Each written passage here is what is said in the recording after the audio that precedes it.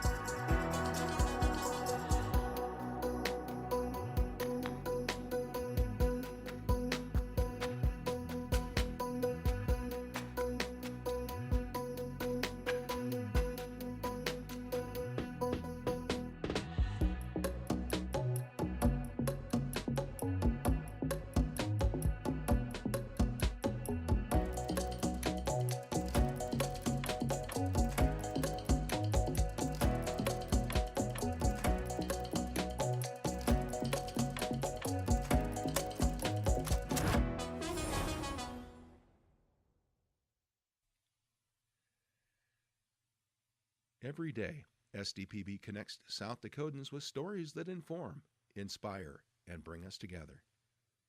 SDPB, good, useful, and full of wonder.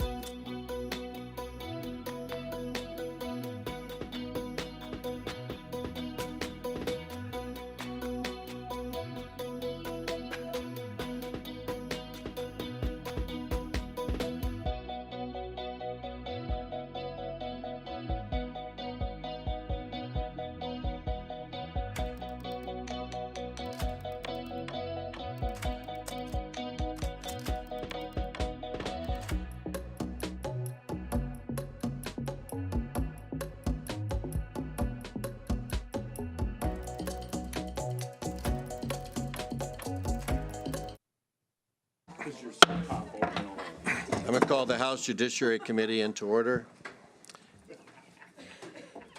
Secretary, please call the roll. Representative Mortensen. Here. Reich. Here. Wahlberg, excused. Roby. Here. Fitzgerald. Here. Reimer. Here. Whitman. Here. Massey. Here. Call. Excused. He's next door. Fourier. Here. Hunt. Here. Hughes. Here. Stevens. Here. We have a quorum.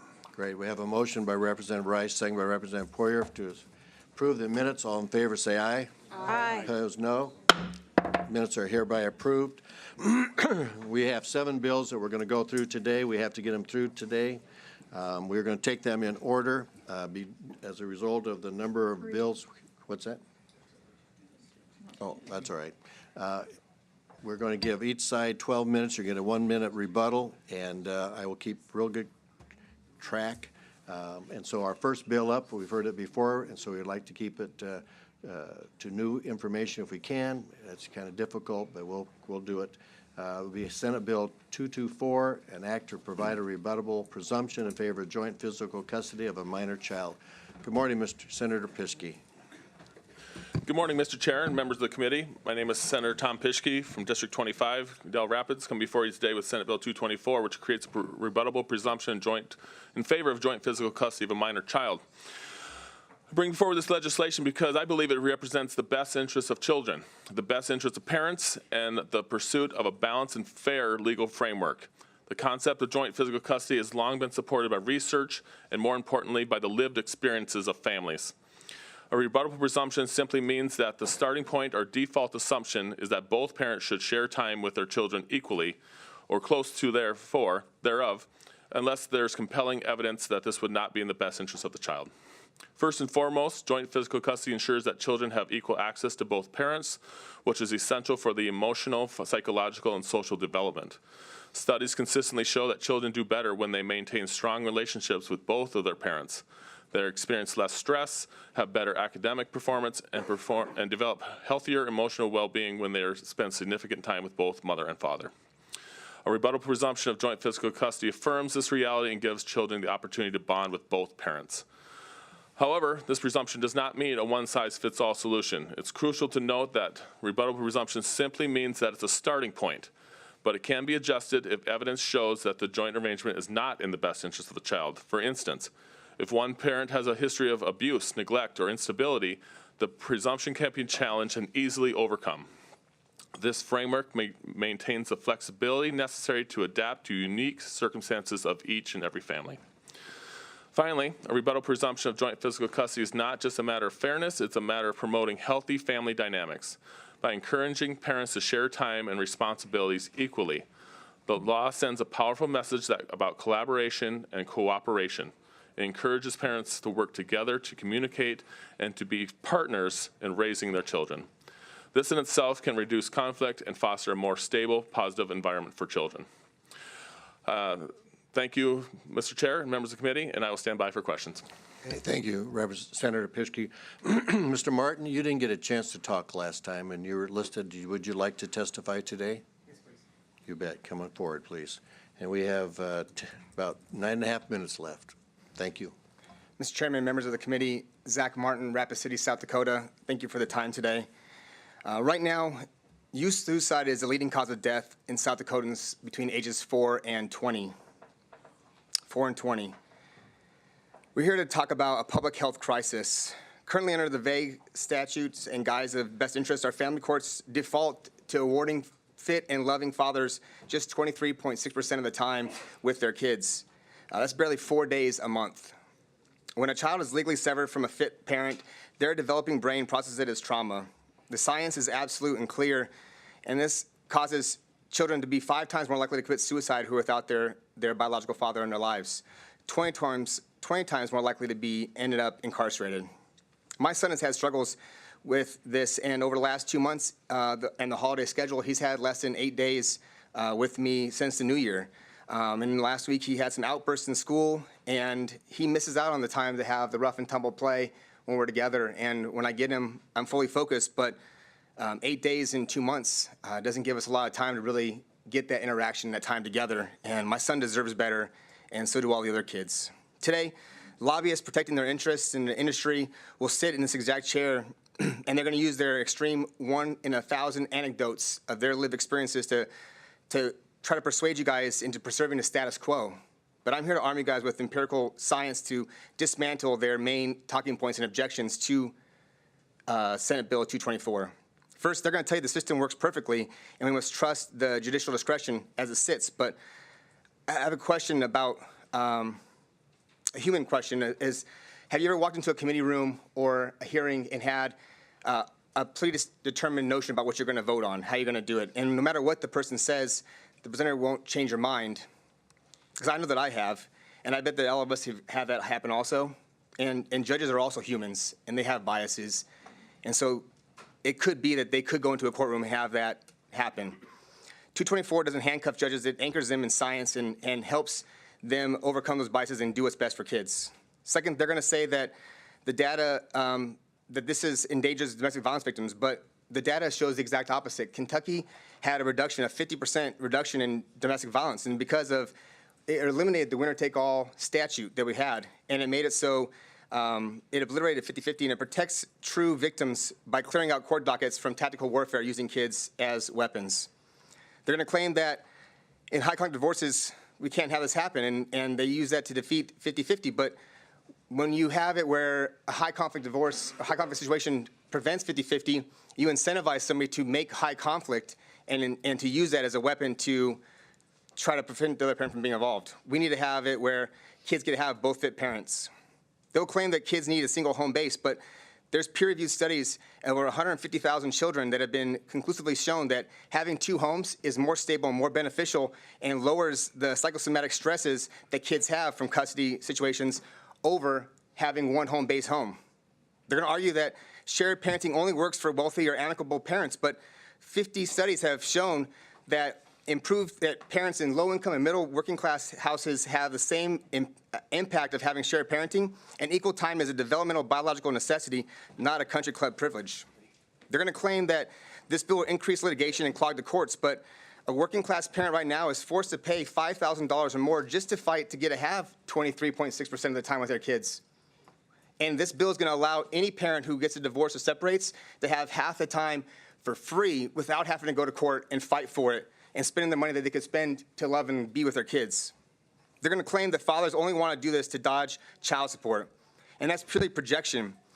The current system, child support cliff, is set at 180 days, and they use that as to regressively restrict fathers from having maximum time and kids having both parents in their lives to maximize the profit that they receive for this. Members of the committee, I ask you guys, there's over 40 years of scientific consensus that's undeniable. Children do not merely prefer the active presence of both parents. Their neurological survival depends on having both moms and dads in their lives. I ask you to acknowledge that there's human bias in the world, to look past the anecdotes of their personal lived experiences and end the baseline of deprivation, and give our children of South Dakota the ultimate biological shield that's a daily and legally protected love of both their parents. I urge you guys to vote yes today on Senate Bill 222.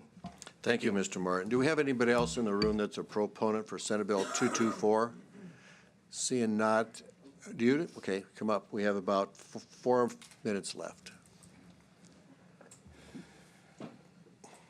Nicholas Toth, out of Rapid City. You need to push the button. Nicholas Toth, out of Rapid City. Basically everything they're saying I agree with.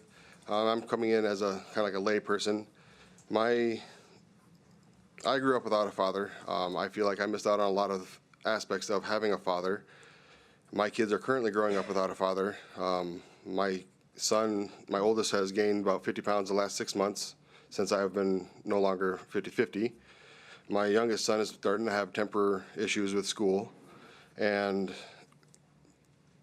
my fear with the way the system is right now is the presumption is every other weekend is fine. This bill is only shifting that from every other weekend to 50-50. All the safety precautions that are currently in place are still going to be there. The judges can still deviate if there's reasons to. So all we're asking is let's start with 50-50, give our kids the best shot of having a great childhood and becoming great adults. We're not asking to remove protections. We're not asking to put them in danger. We're simply asking to start with 50-50, give our kids the best chances to be productive adults. We've seen a lot of folks that are in prisons come from fatherless homes. We can cut down on the crime. We can cut down on the violence and stuff like that if we can have kids raised with both parents. We're not trying to put them in harm's way. We're shifting from every other weekend to 50-50. That's all we're asking for. Thank you. Thank you for coming. I don't believe we have anybody else in the room, so we'll take online testimony. Nicole Webster. Ms. Webster, can you hear us? Nicole Webster? I don't think that she's on there. How about Shelby Bergeson? Hello, can you hear me? Yes.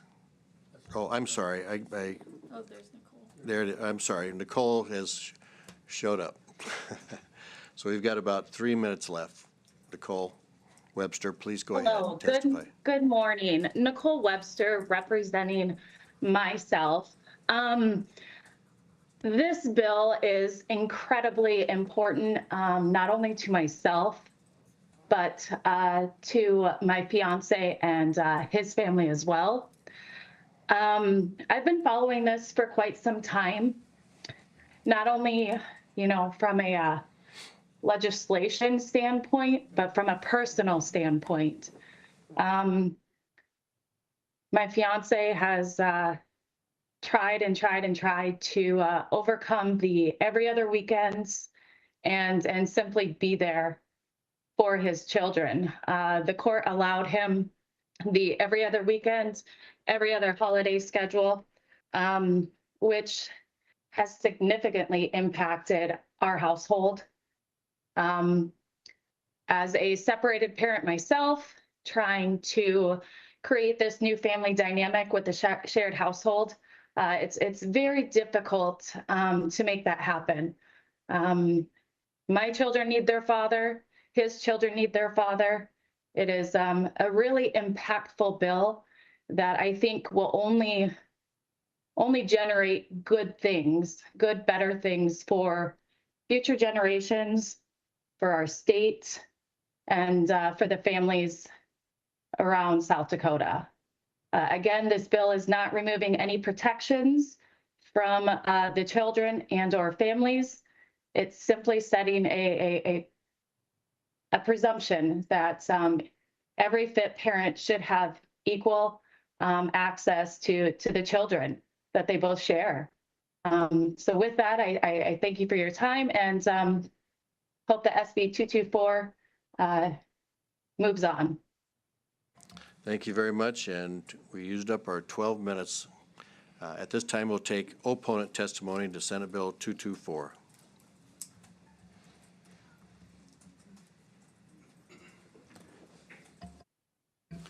Good morning. Good morning, Mr. Chair, members of the committee. I'm Steve Siegel, and I'm the registered lobbyist for the South Dakota Trial Lawyers Association. This morning, I'm proud to rise in opposition to Senate Bill 224. Ladies and gentlemen, it's been 10 years for this bill now that we've been talking about this, 9 years for me. This body has turned away Senator Pischke the last 9 years because this is a bad idea. I do admire his tenacity coming back every year, and I think he and I have a good working relationship. I do respect him, and I admire his tenacity, but that doesn't change the fact that this is not a good idea. This changes the focus from the best interest of the child to the best interest of the parents. That doesn't make sense. And make no mistake about it, this is an indictment on our circuit court judges, as I talked about last week. It's a minor miracle that I got through law school and passed the bar exam, but these circuit court judges are the best and the brightest. They're at the top of their class traditionally. I've worked in private practice with people that are circuit court judges, and they are the best and the brightest. They're highly trained. They go to judge school. They go through law school. They pass the bar exam. Every one of them took family law in law school. With all due respect to Tom Pischke and this body, they don't need guidance from the legislature on how to look out for the best interest of the child. This would increase litigation. I don't think there's any doubt about that. It would increase business for family law lawyers. Despite that, do you see any family law lawyers up here advocating for this? No. It would pad their pockets, as our opponents like to say, but do we see anybody up here advocating for this? No, because they look out for the best interest of the child. If the court is to consider the best interests of the parents, then who looks out for the best interest of the child? If they're focusing on what's best for the parents, then who's going to look out for the child? Please think about that. Rebuttable presumptions are never a good idea in family law cases. What if parents live in different school districts? What if you have a special needs child? What if you have a baby that's nursing? That doesn't make any sense to start with a rebuttable presumption in cases like that. And to do it in every case is not a good idea. Judges strive to award joint custody. And one thing that I agree with our opponents about is it's absolutely the best for both parents to be involved in the rearing of a child in the right case.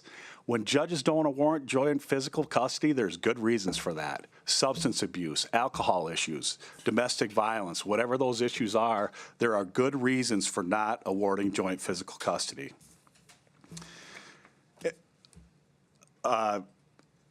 Please, for the children of our state, reject this idea as this body has done the last 9 years. Our circuit court judges safeguard the best interest of the child, and they keep the best interest of the parents a very distant second, which is how it should be. We need to look out for the best interest of the child, and so I ask you to please vote no on this bill and send it to the 41st day. Thank you. Thank you. We have about 9 minutes left. Do we have any other opponents to Senate Bill 224? Good morning. Good morning, Chair and Committee. I want to apologize. I must have hit the wrong button because I am here in opposition of Senate Bill 224 today. My name is Shelby Bergeson. I am here testifying on my own behalf as a survivor of domestic violence, as well as a professional who has worked alongside male and female survivors as they navigate life of abuse. I am not here as a lobbyist, just as someone who is concerned about this specific bill. I want to begin by acknowledging that shared parenting arrangements can serve many families well. When both parents can communicate safely, cooperatively, and consistently, equal parenting time can support stability and healthy development for children. However, Senate Bill 224 proposes applying that presumption broadly across all families and circumstances. It is this one-size-fits-all approach that raises serious concern. Families come before the court with widely different dynamics, histories, and safety considerations. Public policy must preserve judicial discretion so courts can carefully evaluate those differences and determine arrangements that truly serve the best interests of each child. I did testify on this last week, and there was a question that was asked about the domestic violence that the codified laws in that would refer to. And I'd just like to say this, that one critical reality to consider with this is how rarely domestic violence results in a conviction. There are enormous barriers to reporting domestic violence. Survivors may fear retaliation against themselves, their children, their employment, or their housing. They may be financially dependent or socially isolated. They may worry they will not be believed. In rural communities especially, where everyone knows everyone, reporting can feel impossible. And even when reports are made, cases are difficult to prosecute. Coercive control rarely leaves visible bruises. Patterns of intimidation and psychological abuse are difficult to prove beyond a reasonable doubt. Many survivors recant out of fear or pressure. Many cases are pled down. Many never move forward at all. In my own case, after my abuser attempted to stab me in front of our child, a year-long court process resulted in a suspended imposition that directly affected my custody case. I want to be very clear with this that the absence of a conviction does not mean the absence of harm. This creates a presumption of equal parenting time unless certain thresholds are met. When the law centers a presumption that can only be overcome with substantial proof, it risks overlooking the lived reality of domestic violence. It shifts the burden onto survivors to prove why equal custody may not be safe or healthy for their child. The burden is not only legal, it's financial and emotional. In rural communities, resources are limited. There may be no nearby shelter or supervised visitation center. Few attorneys experienced in high conflict custody cases may be available. There's limited childcare, long travel distances to court. Legal fees alone can become insurmountable. Survivors are often forced to choose between financial stability and prolonged litigation. Children exposed to ongoing coercion, intimidation, or hostility between parents face increased risks of anxiety, depression, behavioral struggles, and long-term trauma. I mentioned last week, I had seen this in my own daughter. Her major depressive episodes and suicidal ideation directly correlate to anxiety surrounding visits with her father, as has been noted by her therapist and professional medical providers. The discussion ultimately centers around children, yet they are not in this room. They do not have a voice in this hearing, and they do not have a vote on this bill. They rely entirely on the adults in this space to prioritize their safety, stability, and long-term well-being above all else. For those children, I respectfully urge you to reconsider Senate Bill 224. Thank you for your time and consideration. Thank you very much. Do we have anybody else in the room that's opposed to Senate Bill 224? Good morning.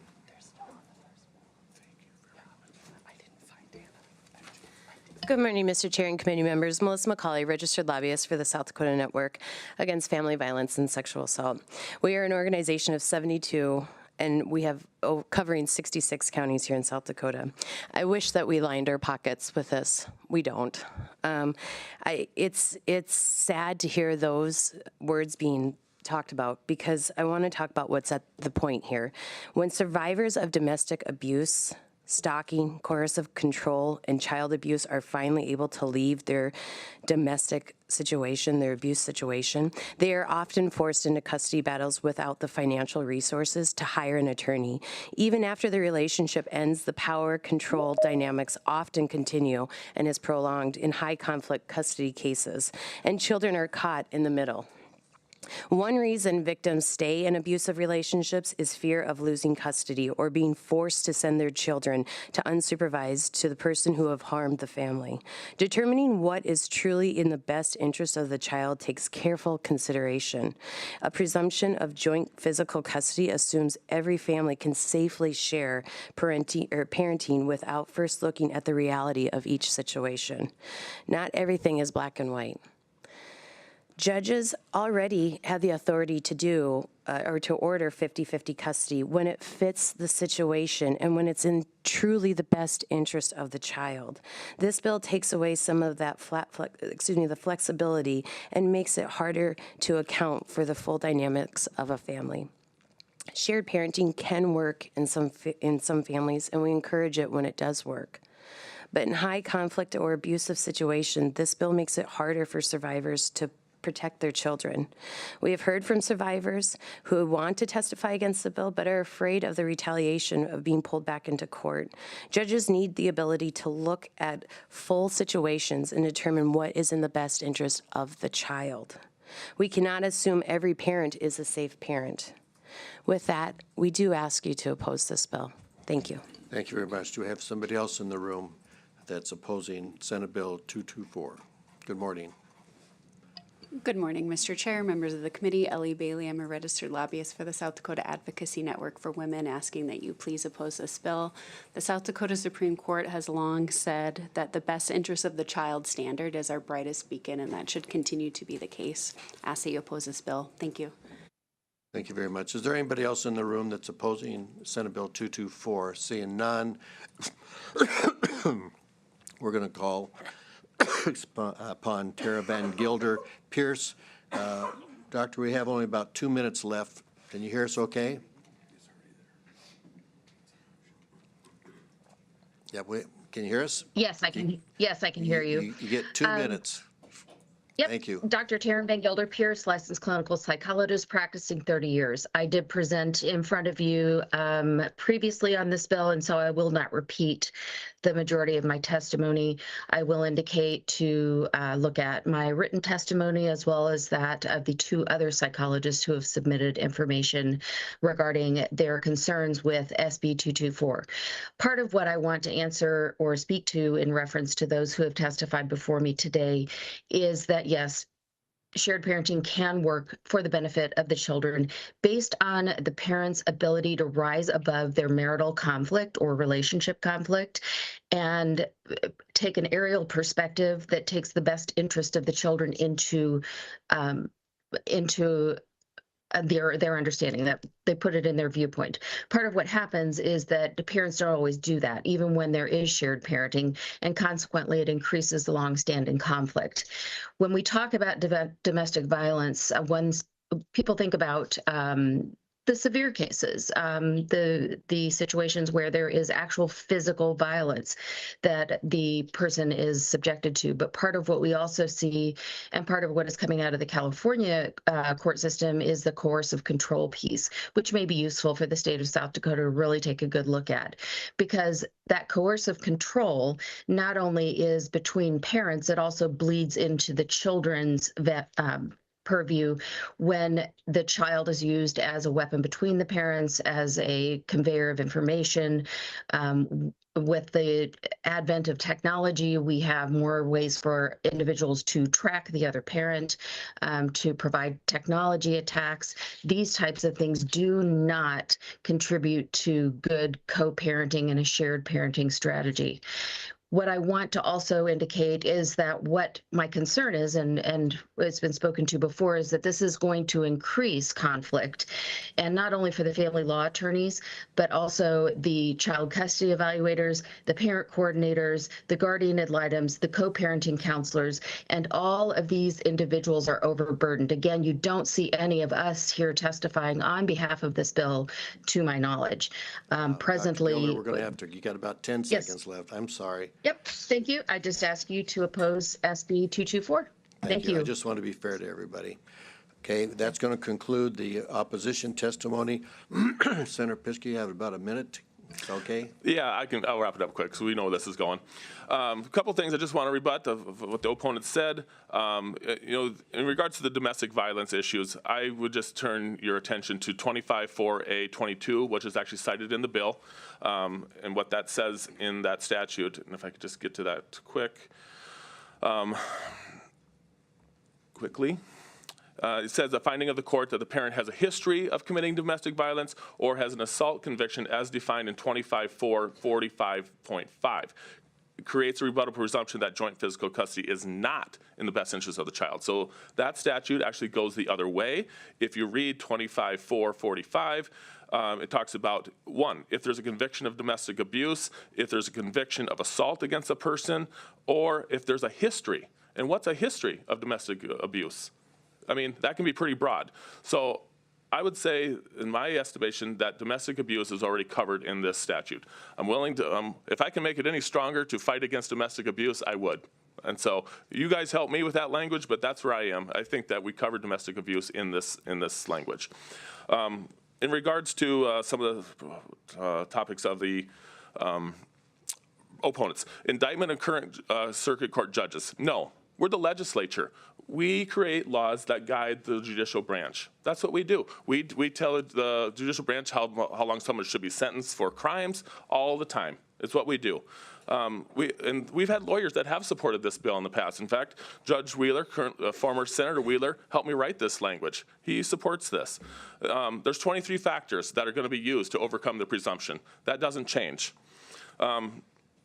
Also, Mr. Siegel, not to make it personal, I don't like not to do that, but it's crazy how the opponents of this bill have always remained the same. It's the lawyers and the domestic violence, but now we have people like Nicole Webster, I have no clue who she is, calling in to testify in favor of this. 10 years ago, it was a completely different number of people, and now they're out of the fight, and their kids are grown, and it's all over for them. So, but this just continues to be an issue for more and more people. So, I'll just leave you with one thought. John Quincy Adams, 6th President of the United States, once said, "Duty is ours, results are God's." And he said that when he was fighting to abolish slavery. Okay? He spent 8 years as president and then went back and became a congressman for 17 more years to fight against slavery. And so I'll just leave you that I put my petitions in yesterday, and I'm coming back if this doesn't pass. Thank you. Thank you, Senator Piskey. We're going to close testimony at this time, open up for some quick questions. Seeing none, then we're going to close that questions and it'll open up to committee discussion and or action. Mr. Chair. Yes. Just a couple of comments. So I have not been here for 9 years. This is only my second year. So we did see this last year. We saw another bill earlier this year. Between the last bill and this bill, I wanted to make sure I was understanding the issue fully. I've never been in this situation, nor has my legal career ever involved custody disputes. I talked to a couple of my constituents who are supportive of the bill, heard their concerns, their stories. I talked to several attorneys who work in this area, both those that represent mothers, represent fathers in cases where they're seeking joint custody and those where they're opposed to joint custody. I talked to folks that work in the domestic violence space. And given the testimony from of the Kentucky judge on the last bill, I reviewed Kentucky's law, looked at some of the reporting on how the results in Kentucky. What I've concluded as of today, there's already a trend under the current law towards shared parenting amongst judges and parents and attorneys where that is most appropriate for the child or the children. I'm not convinced the domestic violence aspects of the bill are strong enough to account for situations where there hasn't been a formal finding of domestic violence. I'm concerned about folks in troubled situations that don't have the resources to overcome this presumption, where the best interest of the child would clearly indicate a different result. And ultimately, in situations where one of the parties wants to make it a nasty fight, this presumption merely adds another piece for them to fight over. Perhaps there's another approach that would allow joint custody to occur more quickly in situations where it makes sense, but I don't think this is the right approach. So I remain opposed to the bill. Thanks. Further comments or actions?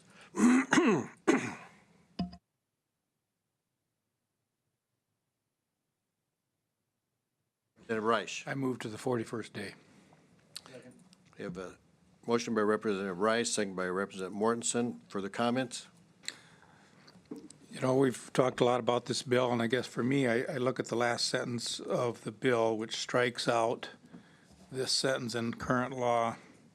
The court shall determine the appropriate physical care, custody, and control of a minor child based on a determination of the best interest of the child. And I would just oppose striking that out of our law. Okay, any further comments? Seeing none, what we have in front of us is a motion to move Senate Bill 224, an act to provide a rebuttable presumption in favor of joint physical custody of a minor child to the 41st day. All those in favor will vote aye. Those opposed, nay. Mr. Secretary, please call the roll. Representative Mortensen. Aye. Reich. Aye. Wahlberg, excused. Roby. Aye. Fitzgerald. Aye. Reimer. Aye. Whitman. Aye. Massey. Aye. Call. Aye. Poirier. Aye. Hunt. Aye. Hughes. Aye. Stevens. Aye. 12 yea, 0 nay, 1 excused. Senate Bill 224 will go to the 41st day. The next act we have up is Senate Bill 122, an act to establish the crime of failure to summon aid for a suicide attempt and provide a penalty therefor. We'll take proponent testimony at this time. We're still on our 12-minute limitation. Thank you. Senator Perry.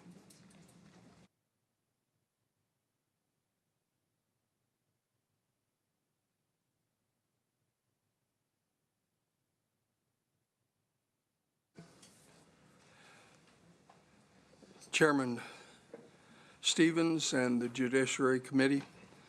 Today I bring you SB 122A. I sometimes refer to it, and so do the parents, as Josh's bill. It's an act to establish the crime of failure to summon aid for the suicide attempt and provide a penalty thereof. Find support for yourself or for those who may be at risk for suicide. That's what we're talking about. We can prevent suicide and reduce suicide rates, and one way is to call 911 or 988. One person dies by suicide on an average of every 11 minutes in the United States. The parents are here today, and they'll be talking much more in detail about the situation here, but over 49,000 people lost their lives to suicide in 2022, and every year millions of Americans think about, plan, or attempt suicide. Males, rural residents, and people from different racial and ethnic groups, particularly American Indian, Alaska Native people, are among the groups more greatly affected by suicide. Where you're born, where you grow, where you work, where you live, and your age, and all shapes your health in many ways, including your risk for suicide. Communities can use some proven actions to lower risk and prevent suicides. There's no one cause for suicide. There's no one single solution. Preventing suicide requires multiple actions.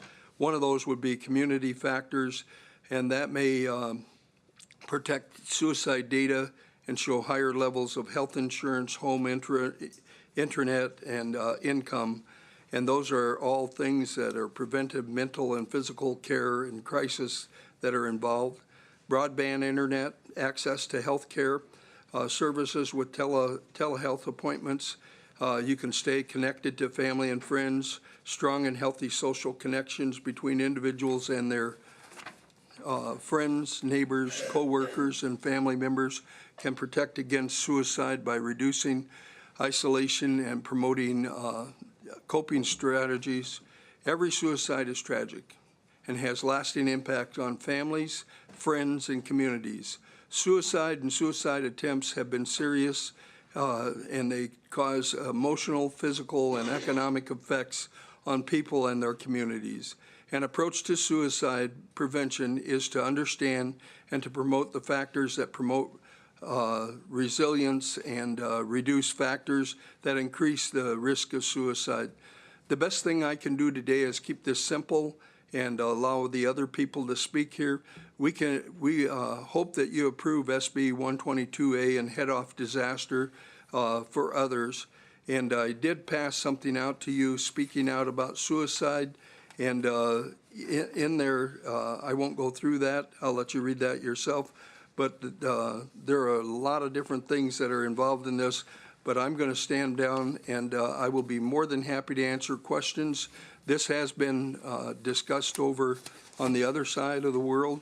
But the important thing right now today is that we discuss it on this side of the world. Thank you. Thank you very much. Do we have any other proponents for Senate Bill 122? And we have about 8 minutes left.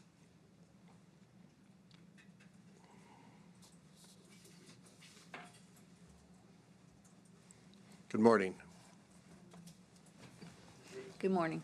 I am Cynthia Somke. I am Joshua's mom. Our story is completely different from suicide. It was a suicide that was watched from the beginning to the end. Started at 11:30 at night and lasted until 1:03 when he took his final breath. This person watched in the doorway as he took his last breath. We were probably 30 to 50 feet steps away from where this all happened. This happened at our home in our dog kennel, which is the last place that my son would have ever gone, because he only went out there when we made him clean it. But it's the fact that somebody can watch somebody take their life, go out after he completed, go out, walk out where he was at, come back in, shut the door, go down in the basement like nothing ever happened. 5 hours later, I found my son. And there is nothing more traumatic than having a parent find their child, but knowing that somebody watched him and could have stopped him is why we're fighting for this law. Law enforcement in Aberdeen, well, actually the Sheriff's Department, did everything they possibly could do to charge this person. But there is no law to protect them, to stop them, I mean. We need something to protect our families, their lives.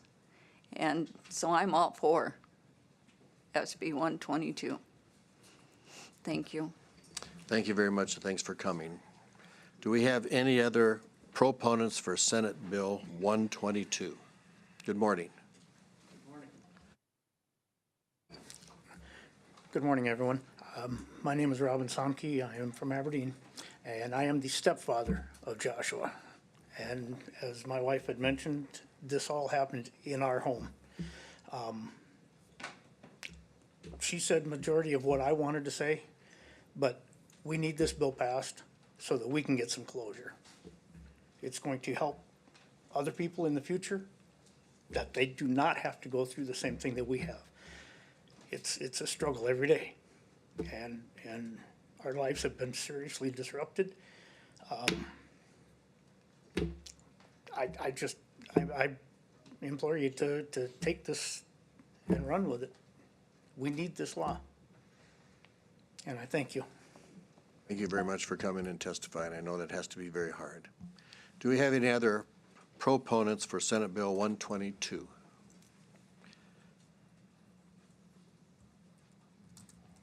Representative Goodwin. Representative Tim Goodwin, District 30. Members, Chairman and members of the board, thank you for taking on some really tough subjects. I've been sitting here listening. I go, holy cow, I don't know if I want to be on this committee. It's some tough subjects. But I appreciate you guys doing it, and gals. Before I start on this bill specifically, I just want to bring attention in the military. Nationwide now, we're losing about 122 soldiers a day. And it's not going to get better. We're going to be deploying them to hellholes like Iran. I mean, this is no end in sight, and anything we can do to make awareness or anything we can do to try to get a handle on this, because we do not have a handle. Over 100 people a day of veterans are committing suicide. And they're not all young kids either. A lot of them are Vietnam veterans. So that's something I just want to bring up. But in my community, I live by Hill City, we had a young man that we have a Wednesday night church service for our youth club.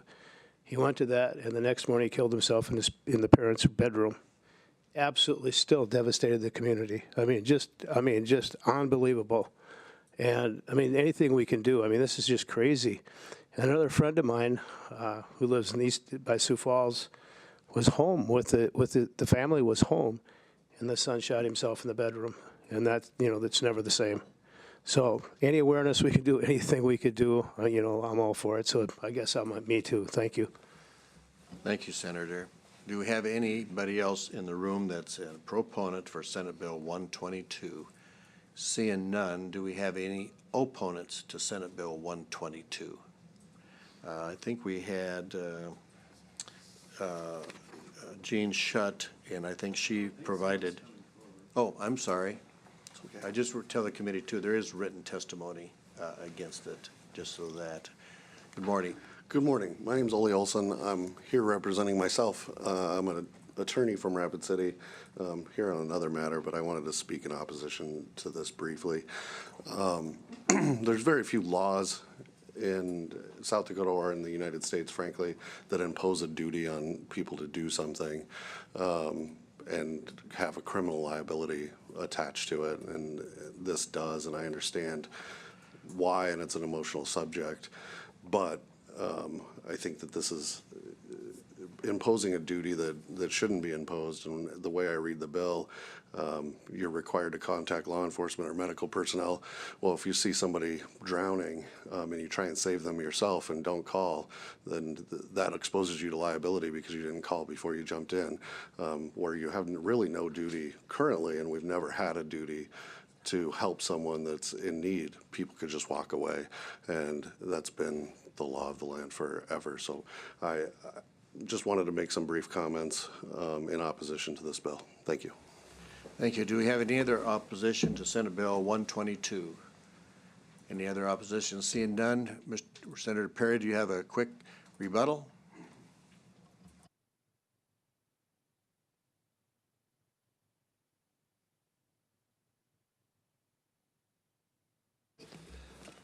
Thank you, Mr. Chair. And the answer to the question is, before I answer Ali's statement there, is this is a hog house. What this means is I first brought it to the Judiciary Committee on the other side, and on a Tuesday, and they said the intent is good, but there was things that needed to be worked on. We worked with attorneys, with the Legislative Research Council, and we came up with the new program here. But in answer to Ali's question, in the bill, it's the person commits the offense of failure for summoning aid for a suicide attempt. If they're physically present at the scene of the attempt, if they know that the other individual is attempting a suicide or has indicated self-harm that creates an immense risk of serious bodily injury. If I'm driving down the road and I see somebody swimming, I don't know what they're doing. And then intentionally fails to promptly summon assistance by contacting law enforcement, medical personnel, or other persons reasonably likely to secure immediate emergency assistance. A violation of this section is a Class 1 misdemeanor. So the attorneys that looked at this said that this is what we need. And I just visited with Sam Matson, who had to go to another meeting. He's with the trial lawyers, and his statement was, we don't have a problem with that. So I don't know the person that just had a problem with it, but the other trial lawyers say there's not a problem. So I'll answer any other questions you have. Thank you. We'll close public testimony, open it up to a few committee questions. Any questions? Yes, Representative Whitman. This is a question for the Bills Prime. But first, I want to thank the Somke family for being here today and for sharing your story. I can't imagine that pain, and thank you for sharing that with us. Senator, my question is about the mechanics of this bill, specifically like the situation we heard about today. How would a prosecutor prove beyond a reasonable doubt that the person knew that a suicide attempt was occurring and intentionally chose to not call for help? That's why our attorneys do what they do. They would. Mike. You need to turn your mic on. That's all right. I was talking loud. We're not going to get you at the Class 2. Okay. But the true answer on that is some of these things are really hard to prove. However, did the person, were they present at the scene of the accident or at the attempt? They either were or they weren't. If they weren't, then they don't have to worry about this. Knows that the individual is attempting suicide or has inflicted self-harm. Do they know that? Does that person know that? And if they don't know that, again, that would be an argument that they wouldn't have to worry about that. But if they know, like on this case, they knew.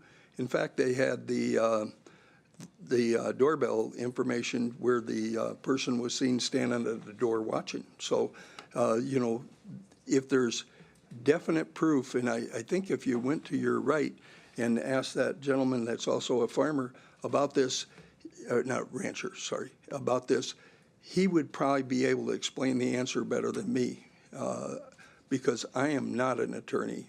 I didn't even stay at a Holiday Inn Express, so I'm just not capable of answering that question, and I'd rather not answer it wrong. Yes. Thank you, Mr. Chair. Are you got a question or a comment? A comment. Let's do We're that still in one or do the other part. Any other questions by committee members? Okay, then we'll close questions and open up to committee question or comments, discussion, and/or action. Just a comment, Mr. Chair. Yes, Representative Whitman. I reached out to a couple of prosecutors in my district and in my community, and they have concerns that it would be difficult to enforce this in a fair and consistent way. Again, my heart goes out to this family. I cannot imagine what you've gone through. I fear that this language before us does not actually allow prosecutors to enforce in a fair way. So I will be voting no. Thank you. Yes, Representative Reimer. Thank you, Mr. Chair. My heart goes out to your family, too. I cannot imagine what you've gone through, so I'm sorry for that. But I just want to share a story that I experienced, and it's been a few years ago. It was before 9/11, and I look at this bill. So I was a dorm counselor at a summer camp. And I had a knock on my door late one night, and a young gal had come and told me how she had been abused by her stepfather, and she had tried to attempt suicide at one time and was thinking about attempting suicide again. And we sat up for hours and hours going over I listened to her. And it was during the wee hours of the night, and at that time, I 911 wasn't even available to me at that point in time. So it has been a few years ago. But I think about this. We talked, we made a plan. I'm going to come to your room at this time the next morning. We are going to go here. We're going to do this. I'm going to get you some help. I knocked on her door earlier than expected, and I found her. Luckily, I found her soon enough, and I was able to save her life. But what I'm telling you, I was physically present at the scene of the attempt. I was there. How would you prove that I mean, I didn't watch, but I was there. I knew she was going to attempt suicide, so I tried to do what I knew was best at that time. So that falls into subsection 2 there of section 1. I did fail to promptly report it because I didn't know what to do at the time. I didn't have 911. It's middle of the night. There's no one at the desk. I didn't have the appropriate person to contact. I didn't have the number.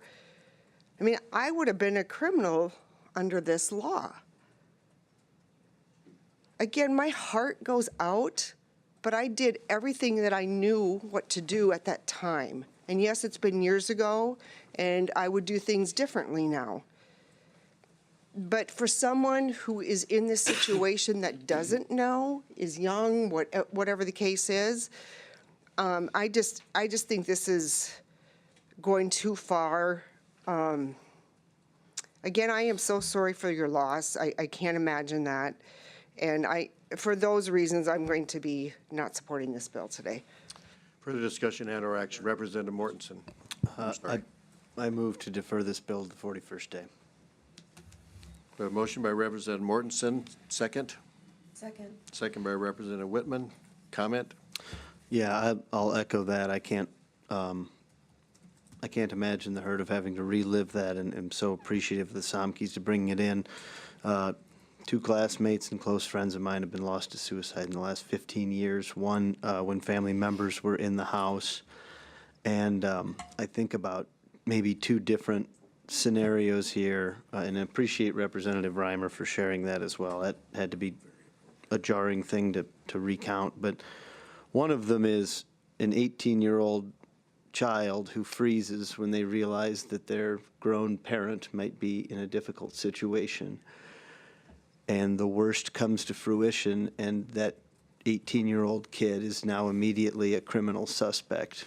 And now the state's attorney has to take this and potentially look at whether this meets the elements to charge that kid, or flip it around and make it a parent, and a parent who lost a child. And now that parent who was in the house when this happened, and it's the worst moment of their life, and now they are a criminal suspect. And there's nothing more heart-wrenching than this, and believe me, anyway, please take this as nothing except us trying to work through a difficult topic and get the law right. But I don't think the imposition of a criminal penalty for someone who freezes, or someone who fails to act the way they should and the way we want them to, is the right course of action. So I think while this bill comes from a very loving place and a good place, I don't think it's ready to become our law today. Representative Hughes. Well, we have close friends whose son committed suicide in his apartment. He summoned his dad, said, "Dad, I need you to come right away." And of course, they knew that he had had some mental health problems.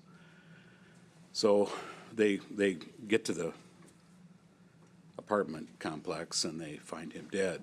Now, the guilt they have by not calling 911 right away is just immense. And so that is a little bit of a different situation. But as I was listening to the testimony, our state law makes it a Class 6 felony to any person who intentionally, in any manner, advises, encourages, abets, or assists another person in taking or attempting to take his or her own life. is guilty of a Class 6 felony. I guess I'm not, as I was listening to what happened, this tragic story, I was thinking, isn't that aiding and abetting a suicide? Seems to me it probably was. So, but I just wanted to share that it's a Class 6 felony. So I'm going to support the motion. Representative Cole. Thank you, Mr. Chair. I'm going to resist the motion. I don't think there's anybody in this room that's been on more suicide calls than myself. 41 years in law enforcement. Have I ever run into a case of this nature? Fortunately, I have not. I've been on suicides where parents have been in the room. We're not in the room, but in the house, where siblings have been in the house, unknown what was going on in the basement. The idea that someone, however, if I go onto a call and encountered a situation where someone coldly sat by and watched someone bleed out, hang themselves, struggling with it. You don't die right away when you're hanging. It takes a while. And to watch that coldly, not do anything, that has got to be a violation. I'm going to resist this. I think, how often is this going to happen? I would hope that it would be extremely rare. Like I say, 41 years, and I don't know how many of these scenes I went to over that time. I never encountered it, so it would be a rarity. But in the case that it did happen, I do think that there should be some ramifications for a person that's going to watch someone die and not do anything about it when it could have been prevented. Thank you. Thank you. Any other further comments? Seeing none, then what we have in front of us is a motion by Representative Mortensen, second by Representative Whitman to move Senate Bill 122 to the 41st day. This is an act to establish the crime of failure to summon an aid for a suicide attempt and provide a penalty. Therefore, those in favor will vote aye. Those opposed will vote nay. Mr. Secretary, please call the roll. Representative Mortensen. Aye. Reich. No. Wahlberg. Aye. Roby. Aye. Fitzgerald. No. Reimer. Aye. Whitman. Aye. Massey. No. Cole. No. Poirier. Aye. Hunt. Aye. Hughes. Aye. Stevens. Aye. 9 yea, 4 nay, 0 excused. Senate Bill 122 will go to the 41st day. Yep. Second, the next bill that we have up is Senate Bill 137, an act to establish procedures for anti-SLAPP actions to protect the exercise of a person's constitutional rights, including freedom of speech. We'll take proponent testimony at this time. Representative Manfort. Hi there, Representative Logan Manhart, District 1. So today I bring to you Senate Bill 137. I'm the prime sponsor in the House. At its core, Senate Bill 137 is about protecting free speech for everyone. This bill is not about protecting one political party, one certain viewpoint. It's not about conservatives versus liberals. It's about ensuring that all South Dakotans, no matter what they believe, can express their ideas without being unfairly restricted or silenced. The whole point of the First Amendment is that we settle disagreements through discussion and persuasion, not suppression in the courts. And the truth is, the easiest time to defend free speech is when we hear something that we agree with. It gets a little more difficult when it's something we don't agree with. Senate Bill 137 helps protect everyday South Dakotans from being silenced through the court systems.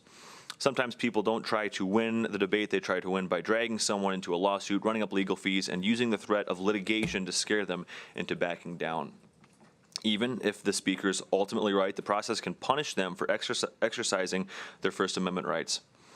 Senate Bill 137 is about preventing that kind of abuse so citizens aren't forced to choose between speaking freely and risking financial ruin to defend themselves.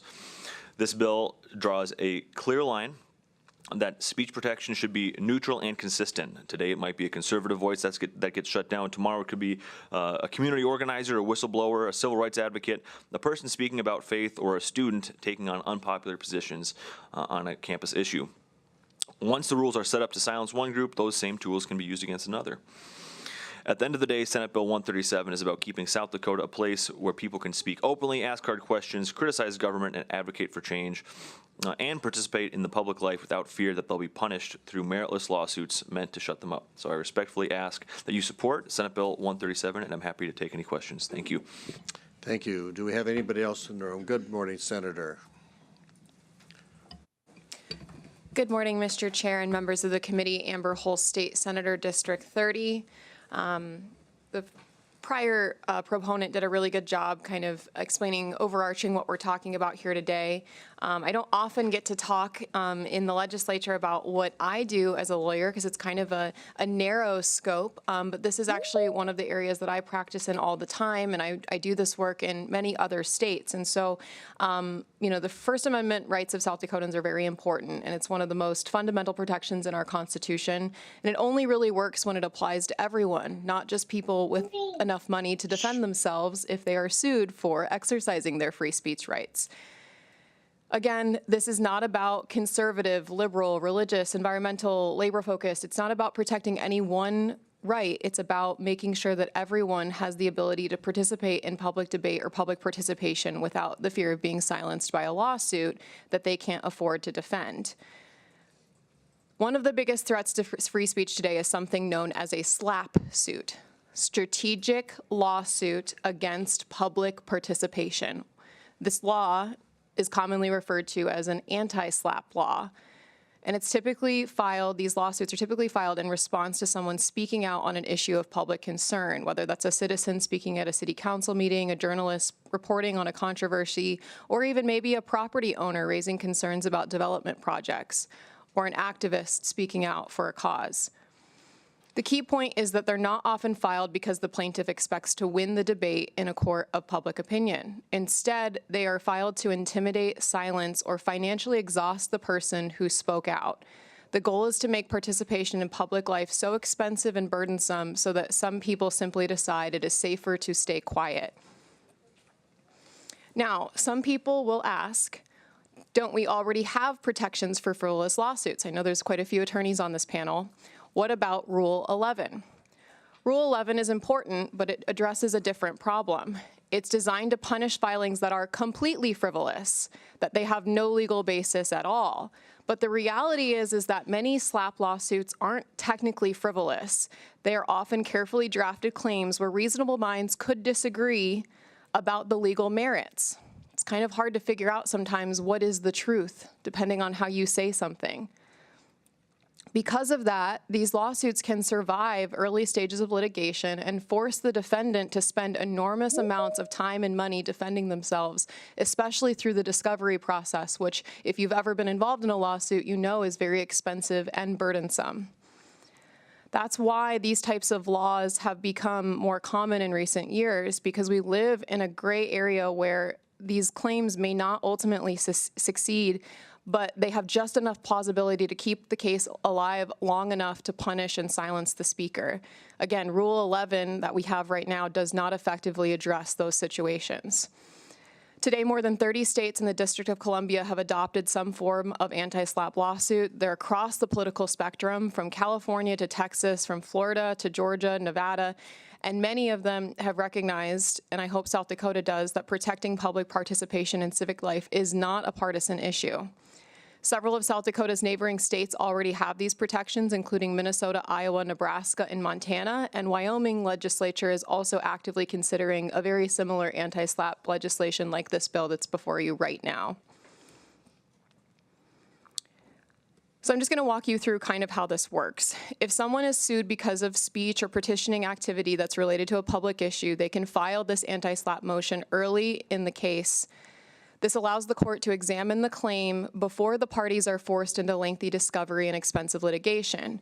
Second, once the motion is filed, the burden shifts to the plaintiff to show that their case has real merit and is not simply targeting protected speech. If the court determines that the lawsuit is primarily aimed at punishing someone for engaging in protected speech on a matter of public concern, the court can dismiss the case early. For many anti-SLAPP laws, the court will allow to award attorney's fees to the defendant who had to defend against the abusive lawsuit. So it is found if it was brought to punish someone or it was essentially frivolous or directed, that provision will help deter these types of cases from being filed in the first place. These laws do not eliminate legitimate lawsuits. If someone has actually been defamed or harmed through unlawful conduct, they can still bring their claim and pursue it through the courts. They basically just make sure that the legal system is not weaponized as a tool to silence or critics or intimidate citizens out of participating in public disclosure. You know, there are several proponents that are real South Dakotans that have faced lawsuits like this that will speak a little bit more about why this is important for our state to enact, and I'll stand by for further questions. Thank you. Thank you. We have 6 minutes left. Good morning. Good morning, Mr. Chair and committee members. Melissa McCauley, registered lobbyist for Dakota Rural Action. Rural South Dakotans who speak out already face real barriers of being heard. Living far from the capital and operating with limited resources make participation harder to begin with. When individuals or local organizations raise concerns about land use, water quality, local taxes, or infrastructure, they should not have to worry about speaking up will trigger a costly lawsuit meant to silence them. Senate Bill 137 matters because it protects the speech. This is not about shielding bad actors or avoiding accountability. It is about preventing abuse of the legal system to suppress public participation. Senate Bill 137 strengthens free speech, protects civic engagement, and ensures that individuals and community organizations can continue to play their role in healthy democracy. This is not theoretical. According to the database compiling SLAPP lawsuits, there have been over 500 filed in 2024, and around 38 states have passed some of the anti-SLAPP legislation. Our form of government and free society depend upon having free and open public discourse and debate. And with that, we ask you to support this bill. Thank you. We have about 4 minutes left. Good morning. Good morning. Thank you, Mr. Chair and members of the committee. My name is Jennifer Beving. I am a registered lobbyist with Americans for Prosperity, South Dakota. And as someone who's been a victim to these types of threats, I'm here on my behalf and the activists that we represent across the state. We respectfully urge a yes on this anti-SLAPP framework in South Dakota. Many of you have seen the political landscape, social media change in South Dakota. More citizens are finding their voice and getting involved, and that's a good thing. As an attorney and as somebody who represents the grassroots, I've advised advocates who have been threatened with these lawsuits how to navigate this. These threats are frequently baseless, but they still work because most people can't afford to lawyer up just to keep participating in public debate. So we've seen people be silenced through these kind of threats. SB 137 is a balanced solution. It creates an expedited process for the courts to dismiss claims targeting protected speech and petitioning activity. It stays the costly discovery while the court considers the motion and discourages abuse through fee shifting while preserving the legitimate claims with clear exceptions for government enforcement in certain commercial disputes. With that, we would just ask for a yes on 137. Thank you. Thank you very much. We have 3 minutes left. Good morning, Mr. Smith. Good morning, Mr. Chairman, members of the committee. Justin Smith, attorney from Sioux Falls, the registered lobbyist for the South Dakota News Media Association. We support Senate Bill 137. It protects free speech without picking winners. This bill defends First Amendment rights for everyone: ranchers, business owners, citizens, nonprofits, journalists, and local officials. It does not favor the media or any political viewpoint. It protects lawful speech and participation in public affairs from abuse of the legal system. It also encourages civic participation because citizens should be able to speak at meetings, file complaints, petition government, and comment on public issues without fear of retaliation. The bill ensures people don't stay silent because they can't afford a lawyer. This bill is pro-business, not anti-accountability. Honest businesses benefit when disputes are resolved on facts, not intimidation. Anti-SLAPP laws encourage strong reputations built on performance, not silence enforced by lawsuits. Finally, this is a conservative, limited government solution. The bill doesn't create a new bureaucracy or regulatory program. Instead, it gives judges a narrow procedural tool to prevent abuse consistent with conservative principles of judicial efficiency and restraint. For these reasons, we would ask you to please support the bill. Thank you. Thank you. We have 2 minutes left. Mr. Abraham. Mr. Chair, committee members, Doug Abraham. I'm attorney from Pure, registered lobbyist for American Property Casualty Insurers Association. We generally support these types of measures, particularly concerning the expedited review process that would allow this to get before the court early and stay expensive discovery while the court may deal with cases that may not have a strong factual basis and that would be otherwise subject to early dismissal. We have procedures similar to this when we deal with issues like qualified immunity, things like that. We think it makes sense for that expansion here, so we'd encourage your support. Thank you. Thank you. We got about a minute and a half left. Good morning, Mr. Chairman, members of the committee. My name is Brett Kanke. I'm a lawyer from Custer. I'm appearing here on my own behalf. I'm a Uniform Law Commissioner for South Dakota. The Uniform Law Commission has done some work in this regard. I think South Dakota is a great place to have Senate Bill 137 made a part of our law. And I've arranged for Ms. Wolf from the Uniform Law Commission to be on the screen in case you have questions or concerns or want to know more about how these bills have been adopted in other states and how they work. Thank you. Is there anybody else in the room that'd like to testify? Our 12 minutes are up, but I do want to recognize that we have Caitlin Wolf and Horatio, I'm going to say the name wrong, Myatt, and Emma Tribbs that was available if we needed, if there was time, but we don't at this time. So at this point, we'll close the proponent and ask if there's any opponents. Seeing none, then we'll waive the rebuttal and we'll open up to committee questions. Any questions by the committee? Seeing none, then we're going to open up to committee discussion and or action. Mr. Chair, I move to pass. We have a do pass motion by Representative Hunt. Do we have a second? Second by Representative Mortensen. Representative Hunt, do you have any comments? Okay. Then what we have in front of us is Senate Bill 137, which is an act, excuse me, to establish procedures for anti-SLAPP actions to protect the exercise of a person's constitutional rights, including freedom of speech. All those members in favor of the bill will vote aye. All those opposed, nay. Mr. Secretary, please call the roll. Representative Mortensen. Aye. Reich. Aye. Wahlberg. Aye. Roby. Aye. Fitzgerald. Aye. Reimer. Aye. Whitman. Aye. Massey. Aye. Cole. Aye. Poirier. Aye. Hunt. Aye. Hughes. Excused. Stevens. 12 yea, 0 nay, 1 excused. Excuse me. Senate Bill 137 is hereby passed unanimously. Any objections put it on consent? No. Did you want us to object to that, Senator? Just. I don't know. I think that'd be a good one for you to deal with, huh? I could pull it later. Yeah, okay. Somebody will pull it. Will's getting a taste for pulling consent.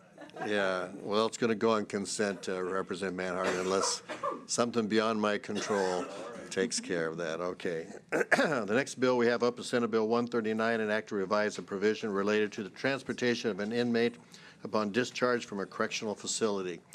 We'll take proponent testimony. Good morning, Representative Randolph. Thank you, Mr. Chair, members of the committee. I bring before you today Senate Bill 139, revises our current statute of 24-5-3 regarding transportation of inmates upon discharge from a correctional facility. This bill makes a straightforward but important clarification to the law. It ensures that when an individual is released, whether by parole, suspended sentence, or final discharge, the Department of Corrections must provide 3 essential things if they are not already have been provided for. First, suitable clothing. Second, a reasonable sum of money as determined by the Secretary of Corrections. And then third, transportation, specifically to an appropriate and clearly defined destination. Under the current statute, the language regarding transportation is less precise and can create uncertainty. This bill strengthens and clarifies that requirement.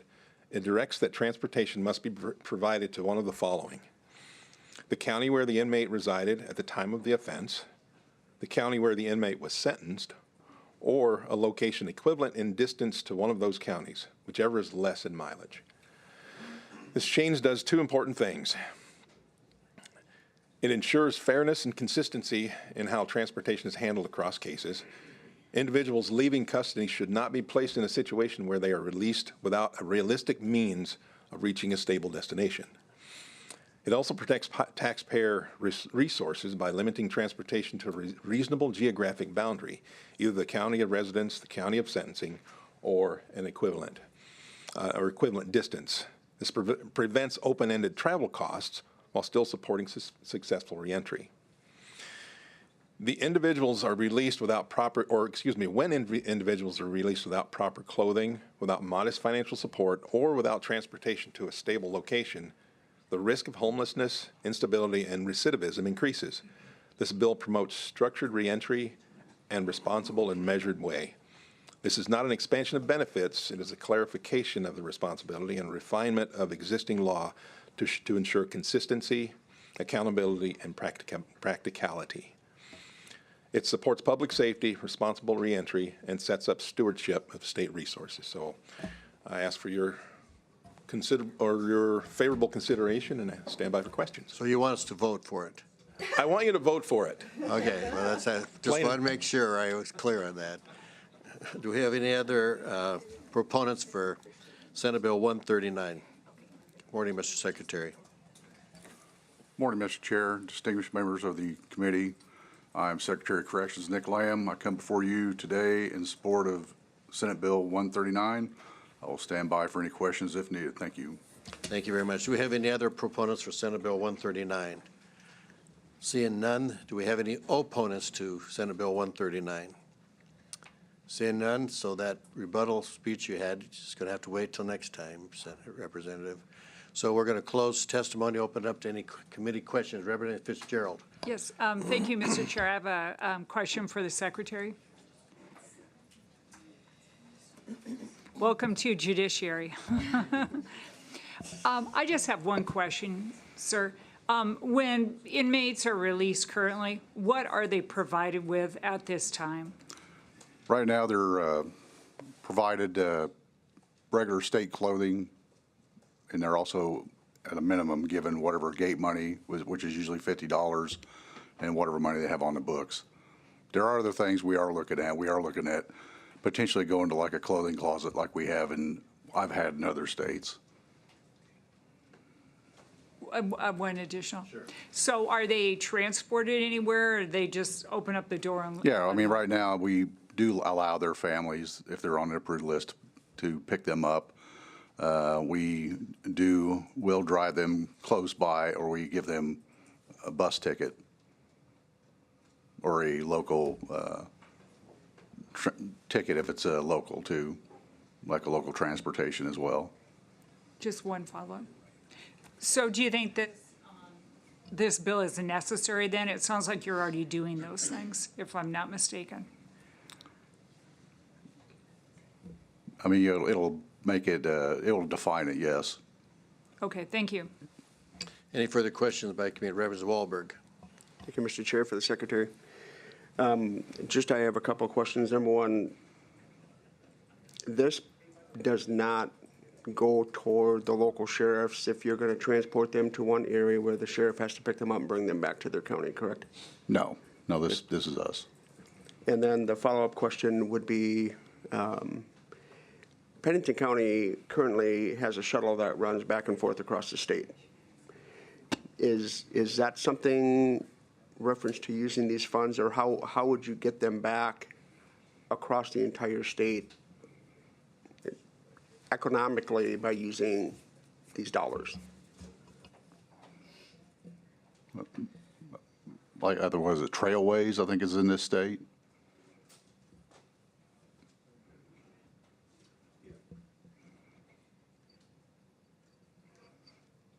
Is there a question?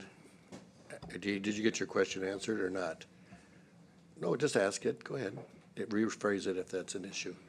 So let's just say currently somebody is sentenced out of Butte County, and the sheriff now will transport them to Rapid City to catch the Pennington County shuttle to go to Sioux Falls. How will you get them back to Butte County or to Belle Fourche with this plan that you're talking about? I mean, if they're transferring them now, yeah, we'd still use that service. Follow-up, sir. So would the shuttle be able to transport them back? Have you contacted them about that? We haven't contacted them yet, but we would ask them. We would look into that, yes. If they'd be willing. That's something we'd have to investigate, though. Any further questions by the committee members? Representative Reimer. Yeah, Mr. Chair. Thank you. I guess if it's for the corrections, it's for you, Mr. Lamb, or whoever can answer this. It looks like transportation to one of the following locations is new. Maybe it's something you've already been doing, but it's new. You're codifying it. What is the cost of that? What is the cost impact of transporting prisoners to their locations? I mean, it really depends where it's at. It's not going to be a big impact, if that's what you're asking me, than what it is right now. Mr. Chair? Yes. So this is something you're doing. Do you have a cost on that, what it is now? Do you have any idea what it costs now? Or is it going to be additional costs? I can get those numbers for you. I don't have them on me right now, no. Mr. Chair? So is it additional costs, or it is what we're doing now? It's what we're doing right now. Okay. Any further questions by the committee members? Sure, Representative, you bet.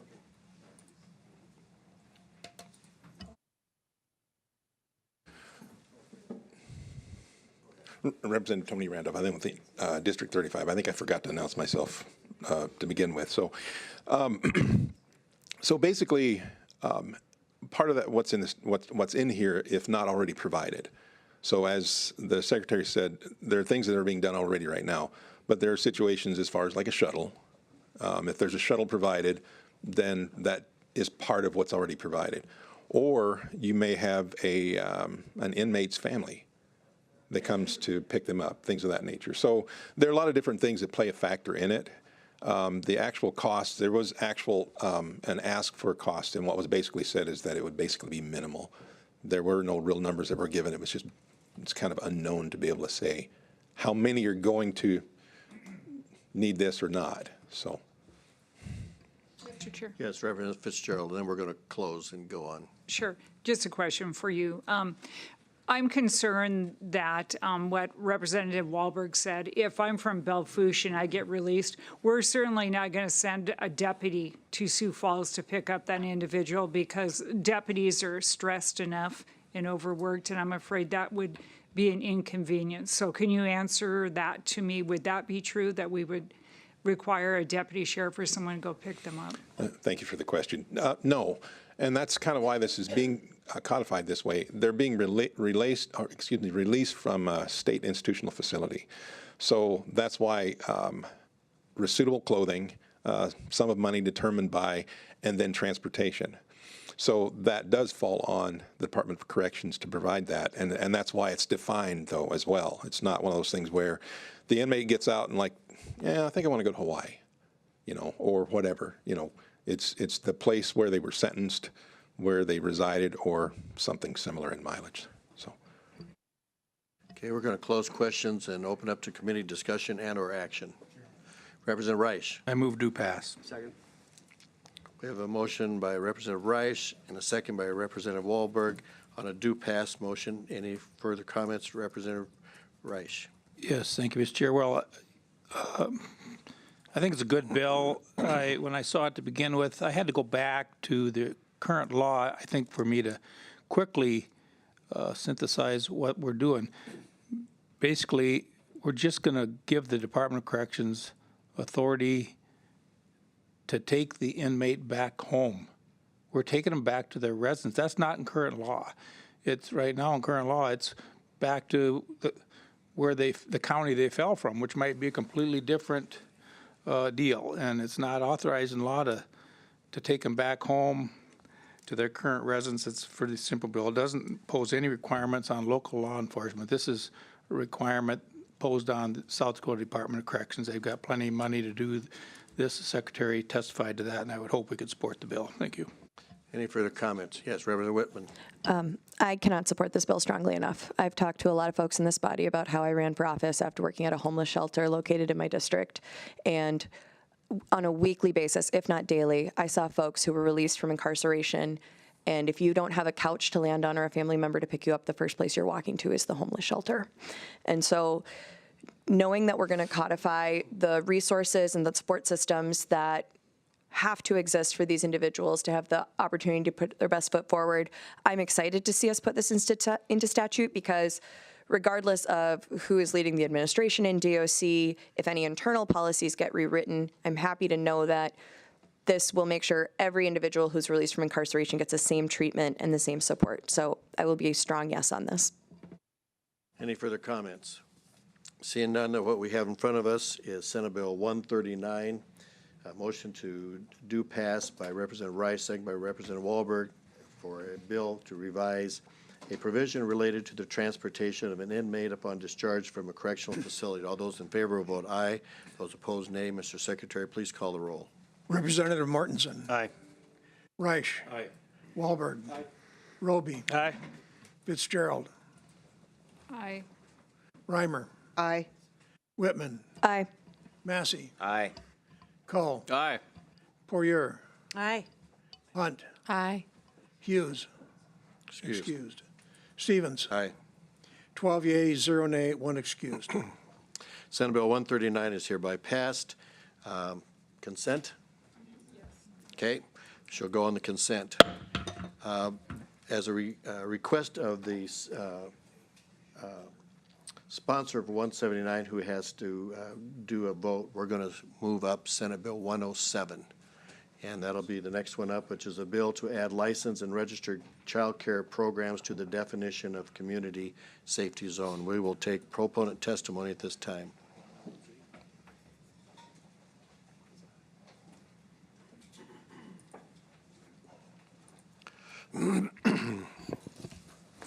Good morning. State Senator Lauren Nelson, District 18. Thank you, Mr. Chair. Thank you, committee members, for allowing me the opportunity to bring SB 107, an act to add licensed and registered daycare programs to the definition of community safety zones, to your attention. Before the legislative session began, a daycare provider in District 18 reached out to me with a disturbing story. I will not tell her story as she is online for you this morning. I will let her tell you in her own words. But I will tell you, I was blown away when she informed me that daycares are not included in the community safety zone. A community safety zone is the measurement of a straight line that creates an area that lies within 500 feet from the facilities and grounds of any school, public park, public playground, domestic abuse shelter, sexual assault shelter, or public pool. With a few exceptions outlined in statute, no person who is registered required to register as a sex offender pursuant may establish a residence or reside within a community safety zone. The word daycare is not included in this community safety zone. As of 2025, there are 765 licensed or registered daycare programs operating in South Dakota, serving more than 32,000 children in both family and center-based settings. These are South Dakota children whose parents rely every day on trusted caregivers in neighborhood homes and community centers. Caregivers who use backyards, front yards, and fenced-in outdoor spaces to support safe play, learning, and healthy development. The last thing these caregivers should have to worry about is the presence of a registered sex offender living next door while children are in their care. Using 2025 statistics, there are 4,234 registered sex offenders living in South Dakota. South Dakota has one of the highest rates of registered sex offenders in the United States. A sex offender is an individual convicted or adjudicated of a criminal sexual offense, such as rape, child molestation, sexual assault, or possession of child pornography. These individuals are required to register in person with local law enforcement, re-register every 6 months, and comply with community safety zone restrictions, which include limitations around schools, public parks, public pools, playground shelters, but not daycares. Florida, Iowa, Kentucky, Missouri, Montana, Tennessee, and West Virginia all have safety zone restrictions that include daycare facilities. These safety zone distances range from 500 to 2,000 feet. In closing, child care programs are places where children, often the smallest and most vulnerable members of our communities, are cared for each day. To me, it is a no-brainer that we must prioritize keeping children safe. allow child care providers to focus on caring for children entrusted to them without fear or distraction, and ensure our laws reflect the same common sense protections around child care settings that already exist for schools, pools, shelters, and playgrounds. Thank you, Mr. Chair and committee members. I'll stand by for questions. We're going to take the online testimony of Michelle Schulte. We have about 7 minutes left, Ms. Schulte. Please go ahead. Can you hear us okay? Ms. Schulte? I think you're on mute. Can you hear me now? Yes, thank you. Okay, sorry about that. Good No morning, problem. Mr. Chair. My name is Michelle. I live in Yankton, South Dakota, and I've been a daycare provider for the last 38 years. I'd like to address the House bill about SB 107 pertaining to sex offenders living next to a licensed or registered daycare facility and what makes us different from a school. In 2016, I organized a daycare training class for licensed and registered daycares at Mount Marty University. Our keynote speaker spoke about sex offenders living next to licensed and registered daycares, and that daycares were not included in safety zones. Community safety zones are areas that lie within 500 feet of schools, parks, playgrounds, and pools. They include both the facilities and the grounds themselves. I'd like to know what makes licensed and registered daycares different from the settings, especially schools. Daycares operate much in the same way as schools. There are places where young children gather as we watch, care, and teach them every day. Right now, I have a registered sex offender living next door to me. This person moved in with their mother in early December of 2025. They were a convicted sex offender with contact with a 5-year-old child. As you know, and I know, daycares are for children ages 0 to 7 and up. Not only does this person live next door, but they also have cameras on the outside of this house with a view of the play area. I am very concerned about letting my little kiddos outside when a convicted sex offender lives next door. This person could be watching them through the house, windows, or on the cameras, possibly even recording them. If this person is not allowed near schools or parks, how are they allowed to live next to a daycare? I don't feel that this person should be able to live next door, nor maybe grandfathered in. After all, they are not he is not the homeowner. He is just there to stay and to live. The conclusion of my testimony is to make sure that sex offenders are not capable of living next to a licensed or registered daycare, and that all children will be safe.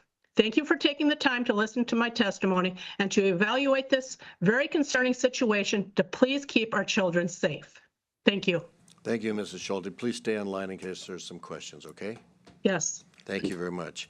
We have Thank you. about 5 minutes left.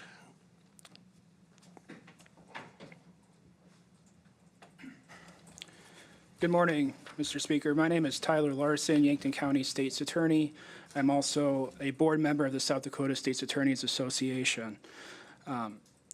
Senate Bill 107, it makes a narrow common sense update to our community safety zone statute by explicitly including licensed and registered child care programs within the definition of the community safety zone. This change closes the gap in current law and aligns the statute in its original public safety purpose, protecting children in places where they are routinely present and particularly vulnerable. Child care facilities serve the same function as schools, playgrounds, and parks. They are places where young children gather daily, often with limited ability to protect themselves. Yet, under current law, these facilities are not consistently treated the same way. This bill corrects that. Importantly, this bill does not create a new category of offender, nor does it expand the registration requirements. It simply clarifies existing residency requirements and who those apply to. This bill also preserves all current statutory exceptions, including those individuals who established residence before a site was built, court-ordered exemptions, and placements related to probation, parole, or medical care. From an enforcement and compliance standpoint, clarity matters. Clear statutory definitions reduce ambiguity for law enforcement, prosecutors, registrants, and the court. SB 107 provides the clarity by expressly naming licensed and registered daycares, rather than leaving their status open to interpretation. This bill is also measured. It relies on already recognized, regulated facilities, those that are licensed and registered under state law. To get the protection of this bill, you have to be in compliance with state law and registered with the state. This does not include unregistered or other types of daycares. So the boundaries are knowable, they're fixed, and they're objectively verifiable. That predictability benefits everybody involved. At its core, SB 107 is about aligning our laws with common sense and community expectations. Parents reasonably assume that child care centers receive the same consideration under the law as schools and playgrounds. This bill ensures that our statutes reflect that reality. For these reasons, I respectfully ask this committee to support Senate Bill 107, and I thank you for your time, and I will make myself available for any questions. Thank you. We have about 2 minutes left. Do we have any other proponents for Senate Bill 107?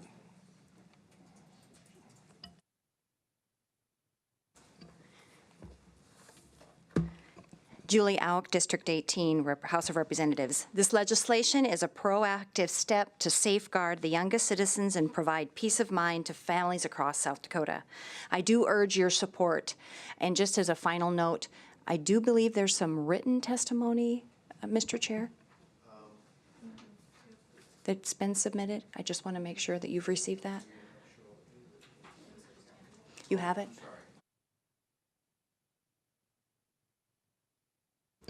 Thank you. Thank you.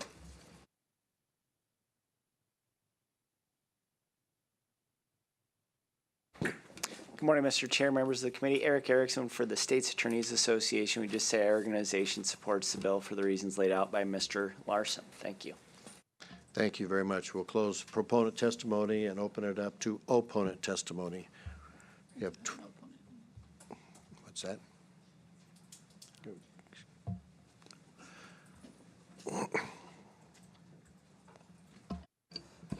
Thank you, Mr. Chair, members of the committee. My name is Tara Larson. I'm an attorney here in Pierre and registered lobbyist for the South Dakota Association of Criminal Defense Lawyers. I'm not here today testifying in favor of sexual predators, right? That's not what this bill is about. The problem is when we hear about sex offenders, we automatically assume the worst of the worst, right? We assume that we're dealing with sexual deviants and child predators and the worst of the worst, right? But the problem is, one, unfortunately, not everybody who happens to be a registered sex offender happens to be a child predator or a sexual deviant or anything. They could be somebody who made a terrible, terrible mistake long, long ago and have to register for life, you know. They could be your statutory rape person, an 18-year-old having sex with a 15-year-old and happening to register. They could be, we've all heard about the In Re JL case. I talk about it every year, about the kid who was 13 at the time having sex with his 12-year-old girlfriend and knocking her up, and sure enough, now he is, you know, found guilty of having sex with somebody under the age of 12, alleged, you know, essentially a child predator, but they're 6 months apart, right? He's registered for the rest of his life and has to deal with all of the things. Not to mention the fact, you know, that rape is one of the single most common wrongfully, you know, accused, wrongfully prosecuted crimes. And so there can be innocent people that unfortunately now have to register as a sex offender. And unfortunately, our statutes lump all of those together, right? And they all say you can't live in a community safety zone. Why am I saying this? Because unlike your school, which is open and obvious, and you know where a school is, you know where a public park is, daycares are in homes. Registered daycares are in homes. The vast majority of these registered daycares are in people's homes. You know, it makes it very, very difficult. We want to know why the difference is. Well, because these daycares, the other thing about these daycares is they actually are not usually in the nicest areas of town. I mean, reasonably speaking, if you look at the daycares in Pierre, I'm going to use that as a prime example. The registered daycares in Pierre are all within 500 feet of every trailer park in Pierre. Well, where do you think sex offenders are living? They're not living in the nice areas of town. They're living in low-income areas, your trailer parks, your, low-income housing, because they can't get jobs because they're felons, right? And they're sex offenders, and they have to register, and they have to tell their employer that, hey, I'm on the sex offender registry. These people aren't living in nice areas of town, and the few areas where they can live, unfortunately, that's where a lot of daycares are. I actually looked. My daycare was within 500 feet of a sex offender, and here's the other thing. If that sex offender happened to move here to that spot between, July 1st, 2024 and July 1st, 2026, doesn't matter. That sex offender is going to have to leave under this rule, which is technically an ex post facto, right? That's unconstitutional. You cannot subsequently change a law and say, hey, yep, sorry, now you got to leave, right? That's why you guys had fixed that provision earlier. Representative Gosh had brought something up about, when the various timing of that is, right? And so not only are you running into a situation where are you going to put them, right? When you open this up and expand these community safety zones, you run into the situations like we have in Florida, like where they have that miracle village where it's a village full of sex offenders because it happens to be in this sweet spot that is far enough away from everything where they can, go. That's not practical here. And frankly, it's going to cost the state resources and having to deal with the where do we put them type situations. Again, I'm not standing up for sex offenders. I'm trying to be pragmatic here and sensitive to the fact that not every single person here is a sexual deviant, is a child predator, is any of that. If you Google this, and I mentioned this before, it was Senator Duhamel of all people, she was the one that pointed out that there's tons of studies that say that community safety zones just don't work. Child predators still exist. They don't go to these community safety zones with the van full of candy like everybody assumes that they do. It's a bridge too far to have this. I would encourage your no vote. I will stand by for questions. Thank you. Thank you. Do we have anybody in the room that want to testify opposed to this bill? Seeing none, then we have an online, Mr. Sherwood Shrink. I'm sure I said your name wrong. Can you hear us okay? Now pronounce your name correctly for me. Sherwood Shrink. Thank you. You may proceed. We have about 5 minutes left. Okay. Mr. Chairman, committee members, thank you for the opportunity to speak to this morning. My name is Sherwood Shrink. I'm a licensed professional counselor. My wife and I own a private practice counseling business in Aberdeen. I'm a member of ATSA, the Association for the Treatment and Prevention of Sexual Abuse, a national organization that promotes sound research, effective evidence-based practice, informed public policy, and collaborative community strategies. I'm not here representing ATSA, but I am here to speak in opposition to this bill. I've conducted around 100 psychosexual assessments over the past 15 years or so. I also provide treatment to individuals who have been convicted of a sex offense.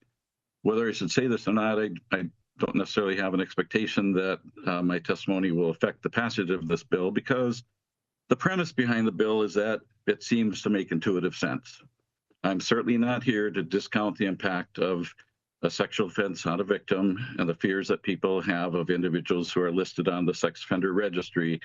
I submitted a document from ATSA to the committee that outlines research findings regarding individuals who have been convicted of a sex offense and of the sex offender registry. What research has shown and what my experience with assessments has noted is that the vast majority of sex offenses are committed against known victims rather than strangers. Also, despite claims to the contrary, recidivism is very low. Our Attorney General in committee testimony last year stated that sex offenders are a very high risk of recidivating. No one on the committee asked for statistical evidence to support that statement. One thing I want to point out as an aside, language is important. Using the term sex offender to refer to an individual is quite pejorative. There is a bias, implicit or explicit, that individuals who have been convicted of a sex offense should thus carry the label sex offender.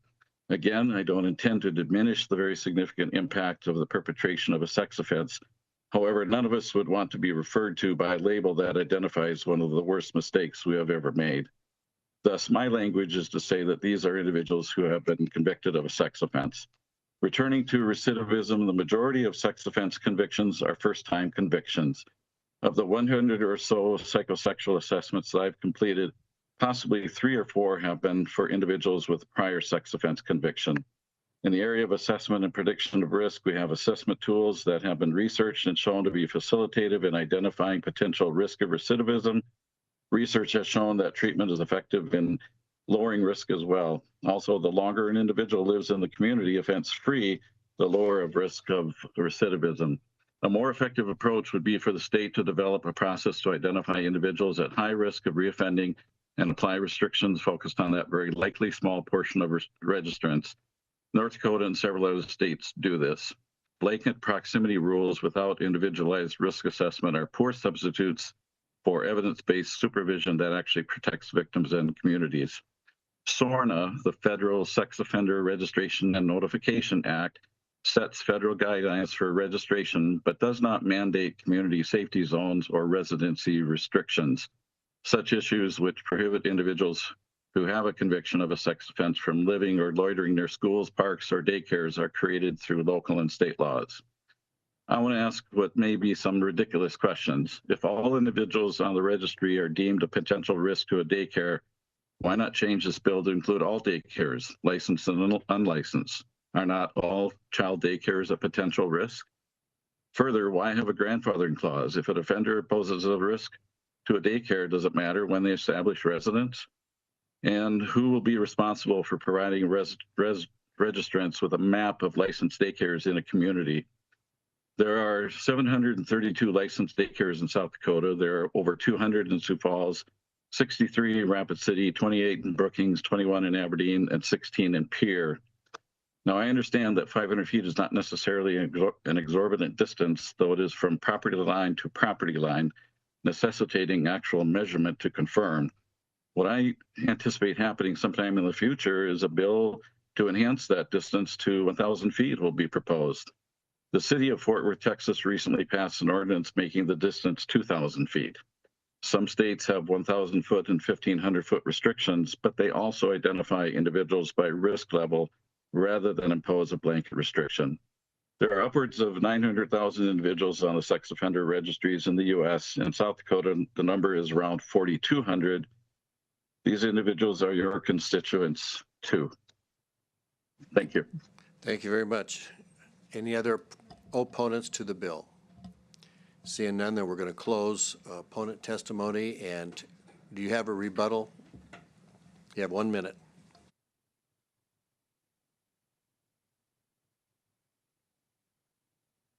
Thank you, Mr. Chair. Tyler Larson, Yankton County State's Attorney. I will just follow up on a couple points.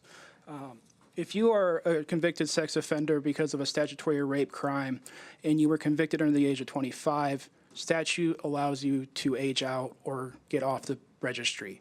There are 3 tiers of the sex offender registry. 2 of those tiers allow you to age out or petition the court to get off. Subsection 5 also states if you were a juvenile at the time of the conviction, you are exempt from the registration residency requirements. There's also prosecutorial discretion as to charging out these types of offenses. So the state's attorney can look at when did they move in, what were the crimes that were convicted. You know, the state's attorney has full discretion to charge a crime if they believe that is necessary. And also, this statute amendment does not take away court exemptions. A petitioner can always, or a sex offender can always petition the court for an exemption from these requirements if there is no other housing available in the community. That remains in law. A Yankton County example I can give you is a sex offender was released from the penitentiary. Under law, he was resident there prior to his conviction, which was a date of look back. He petitioned the court, and the court allowed him to go back. So that's a real life example of somebody using the courts for these types of edge cases that don't happen very often to get the remedy that he required. And so cases like this, you know, they belong, if there's a question as to the law, a question to the fact, that's a question for the court to decide, and it's not for a statutory gap, and that's what we have here. So the statute that this law that we're asking to be amended, including these daycares, is just closing that gap, making it able to be enforced by law enforcement.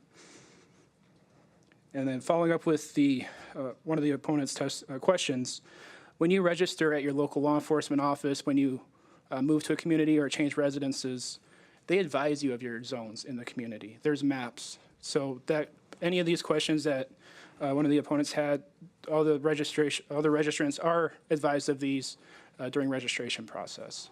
So that's my rebuttal, and I ask for your support in this amendment. Thank you.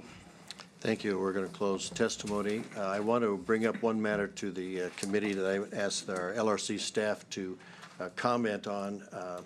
If you turn to Section 2, subparagraph 6, where we have the language, the person established and inherited a residence as of July 1st of 2024. If you remember, Representative Gosh brought a bill earlier today, or not earlier this session, dealing with the issue of timing, that type of thing. And so I've asked the LRC staff to tell us, because that's going to have an impact upon this bill.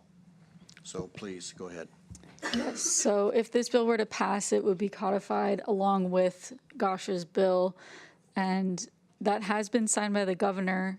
And you can look at the language, it's 1076, subsection 6 creates a July 1, 2006 for a certain number of locations, a July 1, 2024 for domestic abuse shelters. That was when that bill was enacted. And so because this statute or this bill does not state anything, the law will be silent as to daycare centers, which in fact means that it will apply as of July 1, 2026. Because as our 21421, no law applies retroactively unless stated specifically otherwise. So in effect, it will be read in by any court or the applying of this law to have like a third subsection in the law that says July 1, 2026, if the community safety zone includes the daycares under subsection 6. So this would not, so basically this law would not go into effect as it relates to daycare, licensed daycare until July 1st of 2026. And anybody that had moved in or currently resides in a residence would not be required to move. It's not retroactive. So I just bring that up because that might have an impact upon anybody's questions. So we're going to open it up to questions at this time.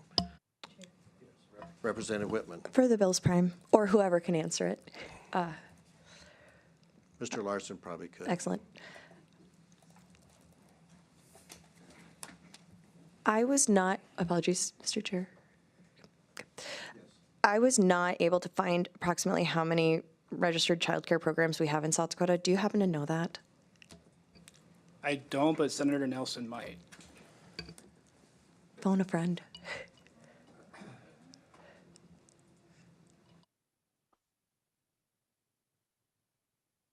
Mr. Chairman?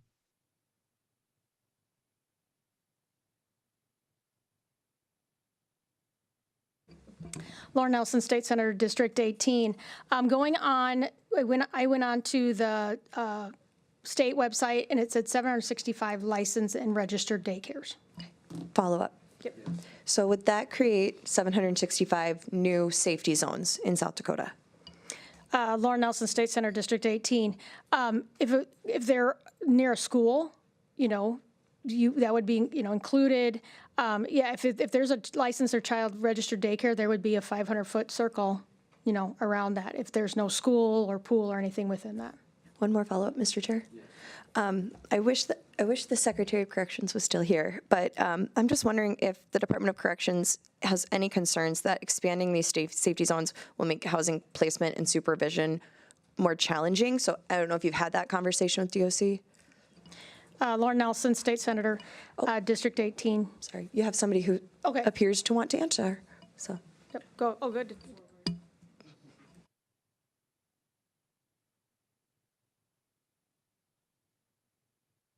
Tyler Larson, Yankton County State's Attorney, Mr. Chair. If you look at subsection under 23, subsection 2, if the person is on parole and has been assigned to the halfway house or other supervised living center by parole, they're exempted. I don't know if that answers your question, but there is that exemption if parole puts them there.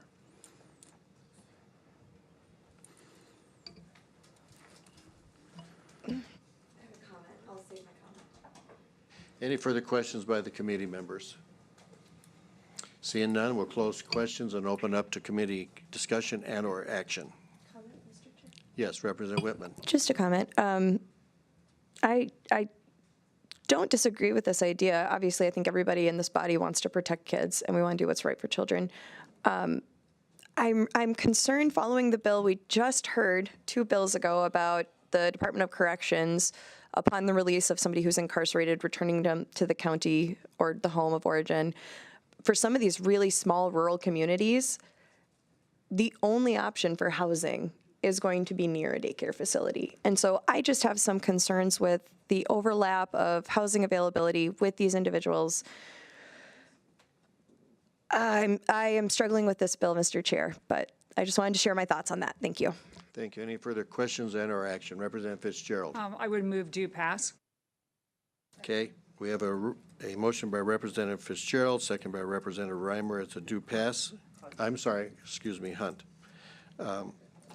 Further comments, Representative? Very, very quickly. I think we have to do everything we can to protect people, especially children, from becoming victims of these individuals. And I think that our laws are a reflection of our values. So I would just urge everyone to please vote yes.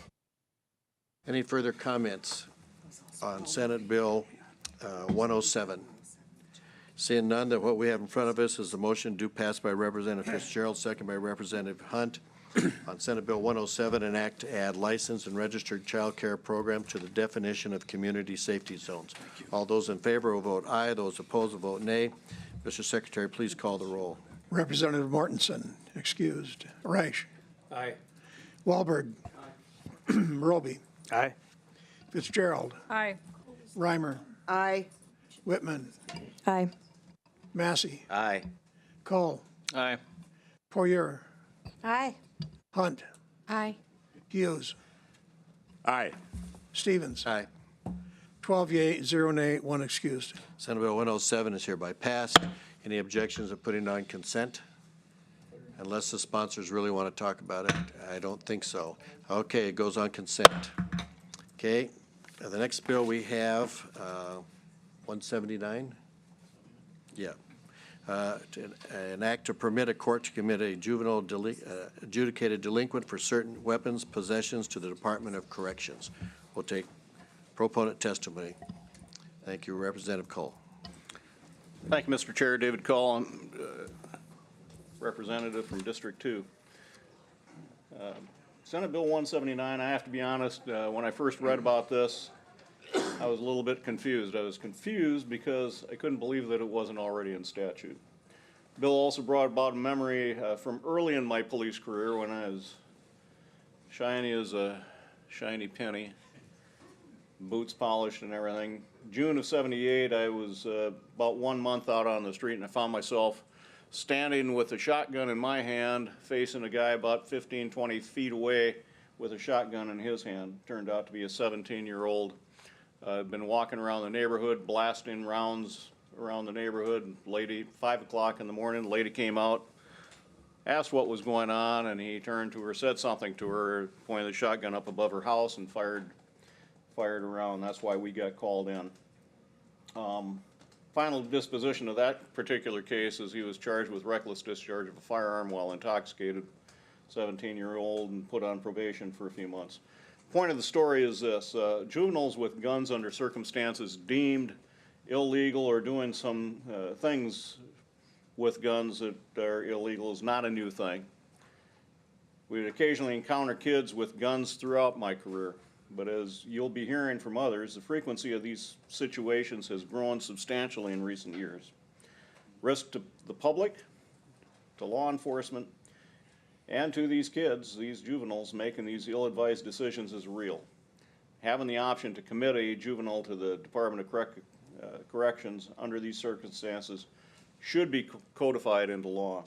Last point I would make is that this is a permissive as opposed to a mandated deal. Judges will look to commit a juvenile to DOC custody if no other viable alternative exists. And with that, I'll stand by for questions. Thank you. Thank you. Do we have any other proponents for Senate Bill 179? Good morning. Good morning. Carol James with the Minnehaha County State's Attorney's Office. Mr. Chair, members of the committee, I am a prosecutor with the Minnehaha County State's Attorney's Office and have prosecuted in that office for 19 years. The vast majority of my time there has been prosecuting in the area of juvenile law. And we have obviously heard a lot of different bills this morning, and particularly with the Department of Corrections. I guess I first want to start with, there is a large difference between juvenile Department of Corrections and adult Department of Corrections. And first, when a child is committed to the juvenile Department of Corrections, the purpose of that commitment is rehabilitation. They are not placed for the vast majority of time in a secure incarceration setting. The Juvenile Department of Corrections currently only has one secure facility that they contract with outside of the state of South Dakota. Otherwise, all of their facilities that they use for placement of youth are non-secure treatment facilities for rehabilitation, several of which are within the state of South Dakota. The purpose of this bill is to give the court discretion to provide early intervention for rehabilitation when it becomes apparent that youth are continuing to engage in behaviors that are risky and dangerous and leading to violent crime, not responding to the services that have already been provided in the community, and that the youth are no longer safe to remain in our community and are a harm to the victims of our community, the law-abiding citizens who are lawfully owning firearms. In Minnehaha County, between 2024 and 2025, our rates of firearm possession that is illegal firearm possession by youth has doubled. We have increased the possession of a pistol by minor and possession of grand theft receiving of a firearm or grand theft of a firearm. Those stats have doubled between those 2 years. And this year we have already seen an increase in firearm-related incidents as well. Given these numbers increasing, I became concerned as a juvenile prosecutor because it was also leading to us seeing other types of crimes that in my career I had not seen, where children were actually killing other children or attempting to kill other children or attempting to kill law enforcement. And you may not hear about these things on the news media because it's juvenile court and it's confidential. And so you don't hear about them. The media cannot report on these things because of our laws that are meant to protect children. And so I am asking for this committee to consider passing this bill because I think it's very important that the courts have the discretion to provide these rehabilitative services to youth before we harm other people. I think as a society, we would all want children to use guns safely and when they can actually legally possess them and before anyone ever would get hurt. As Representative Cole said this is not a mandatory situation. It does not require the court to do this. This is not something where a child has a reckless discharge or they possess a pistol that they're going to be sent away their very first offense. The court still has to find that this is the least restrictive alternative and that there is no viable alternative. And what that means in regular words is that there is nothing left to rehabilitate that child in the community, that probation will not work. There are no other services that could be used in order to make sure that these types of things don't happen again. And so given all of that, I am asking that the committee pass this bill and support this bill, and I as well will stand by for any questions. Thank you very much. Do we have any other proponents for Senate Bill 179? We have a few minutes left.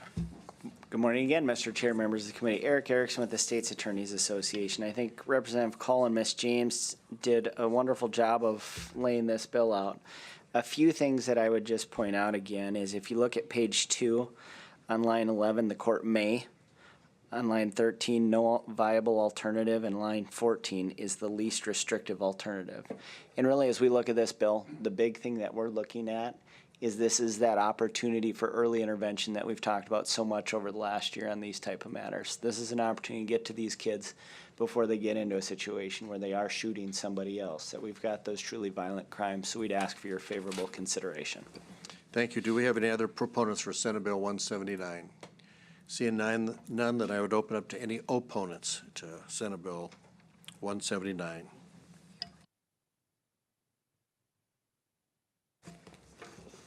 Thank you, Mr. Chair, members of the committee. My name is Tara Larson. I'm an attorney here in Pierre and registered lobbyist for the South Dakota Association for Criminal Defense Lawyers. So I testified against this bill in committee in the Senate, and it became ever apparent that I have no idea what I'm talking about when it comes to juvenile stuff because it's its own little animal. So I brought in somebody who actually does specialize in juvenile law and handles this. So I am going to just say that me too, we oppose this, and I would introduce Ole Olson. He is at the Pennington County Public Defender's Office and literally specializes in juvenile law and knows all about the things and will testify on behalf of the criminal defense lawyers if that's permissible. Thank you. You bet. Good morning, Mr. Olson. We have about 8 minutes left. Thank you, Mr. Chair.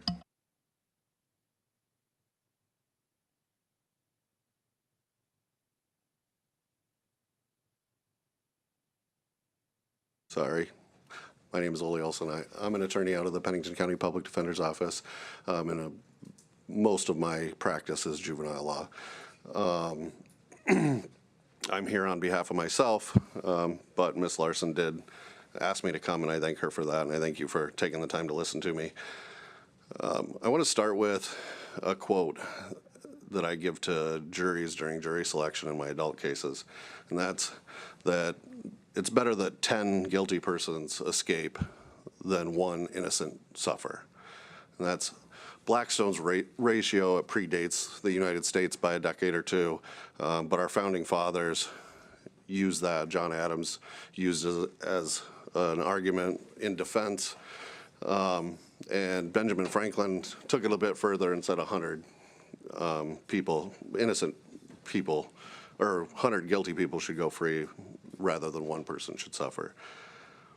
I introduced that to juries and during jury selection because not everybody agrees with it, and I want to find out where people are at with that, because places like communist China don't subscribe to that. In fact, they're the exact opposite. 10 guilty people or 10 innocent people should be convicted so that we make sure we get that one guilty person. 1950s Vietnam, the left-wing hero and Marxist lover Che Guevara said similar things. Making a law for the legislature inherently removes somebody's freedom. Changing a law removes somebody's freedom. And it's the legislature's duty to weigh freedom versus security. And the reason I bring that up in this case, in this bill, is because essentially the prosecution is asking you to make their job easier.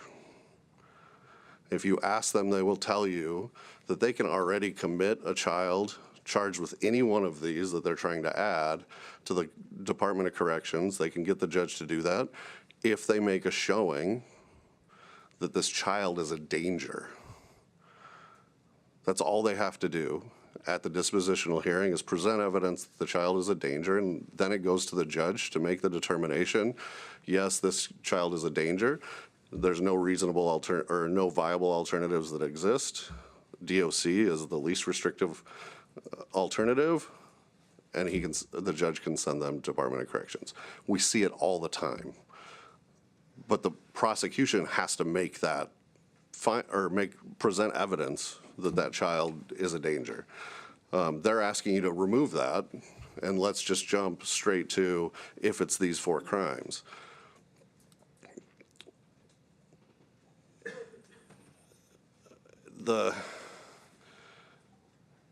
It's not supposed to be easy to take away someone's freedom. It's not supposed to be easy to incarcerate someone. I agree that juvenile DOC is not the same as adult prison.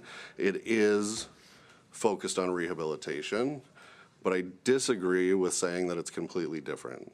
And in Ray Galt, years and years ago, 1967, the court wrote something that I changed a little bit to a quote to say residential treatment facilities, but I think that it's pertinent here, especially when we're describing these facilities as not being prisons. And that is that a boy is charged with misconduct. The boy is committed to an institution where he may be restrained of liberty for years. It is of no constitutional consequence and of little practical meaning that the institution to which he is committed is called a residential treatment facility. The fact of the matter is, however euphemistic the title, a receiving home, industrial school, or a residential treatment facility for juveniles is an institution of confinement in which the child is incarcerated for a greater or lesser time. His world becomes a building with whitewashed walls, regimented routine, and institutional hours. Instead of mother and father and sisters and brothers and friends and classmates, his world is peopled by guards, custodians, state employees, and delinquents, confined with him for anything from misdemeanors to rape and homicide.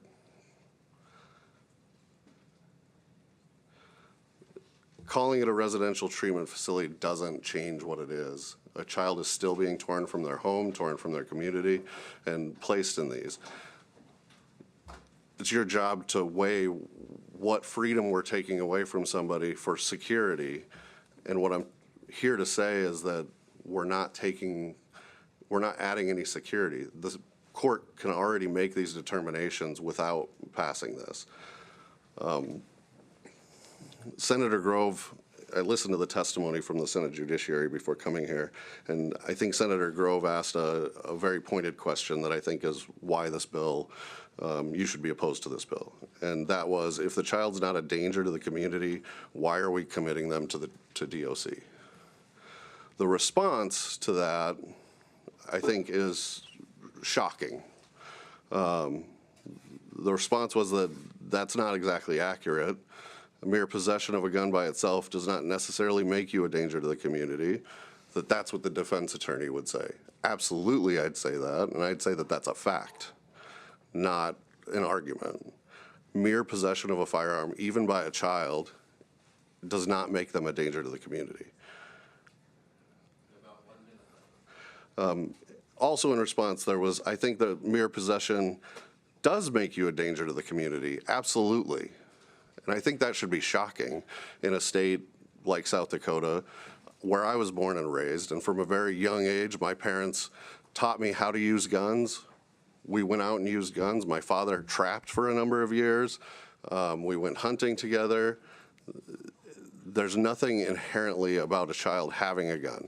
It is a step towards it, but what I would urge you to do is make the prosecution continue, and they have all the resources to do so, prove that that child is a danger. Let's not give them the shortcut and take away potentially a kid's freedom who shouldn't, he's not a danger to the community. And that's what this bill does. So I'd urge you to oppose this. Thank you. Thank you. Unless there's a Me Too, we're out of time. Anybody in Me Too that's opposing? Seeing none, then we're going to close that and open up. Mr. Representative Cole, do you have any rebuttal? You're going to make it a 1-minute rebuttal. So we still have another bill to go. Thank you for coming all the way from Sioux Falls. Thank you. Thank you, Mr. Chair. Carol James from the Minnehaha County State's Attorney's Office. I'm asking the legislature and this committee to agree that when a child illegally possesses a gun, that they are a danger. There is a vast difference between rightfully possessing a gun and illegally possessing a gun.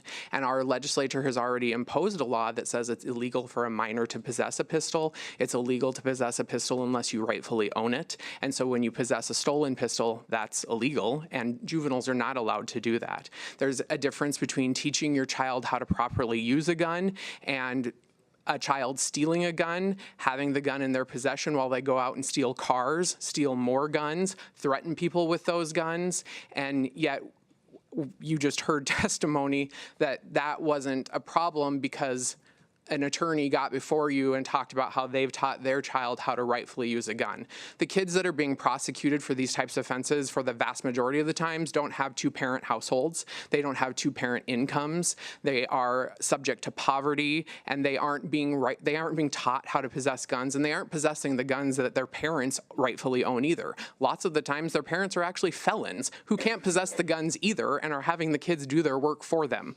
So the problem here is that they're illegally possessing the gun. So I don't want this committee to get stuck on that this is anti-Second Amendment. It is absolutely not anti-Second Amendment. I want to protect the victims in this community who lawfully own weapons, and they're being stolen by the children in this community or across the state that are doing this.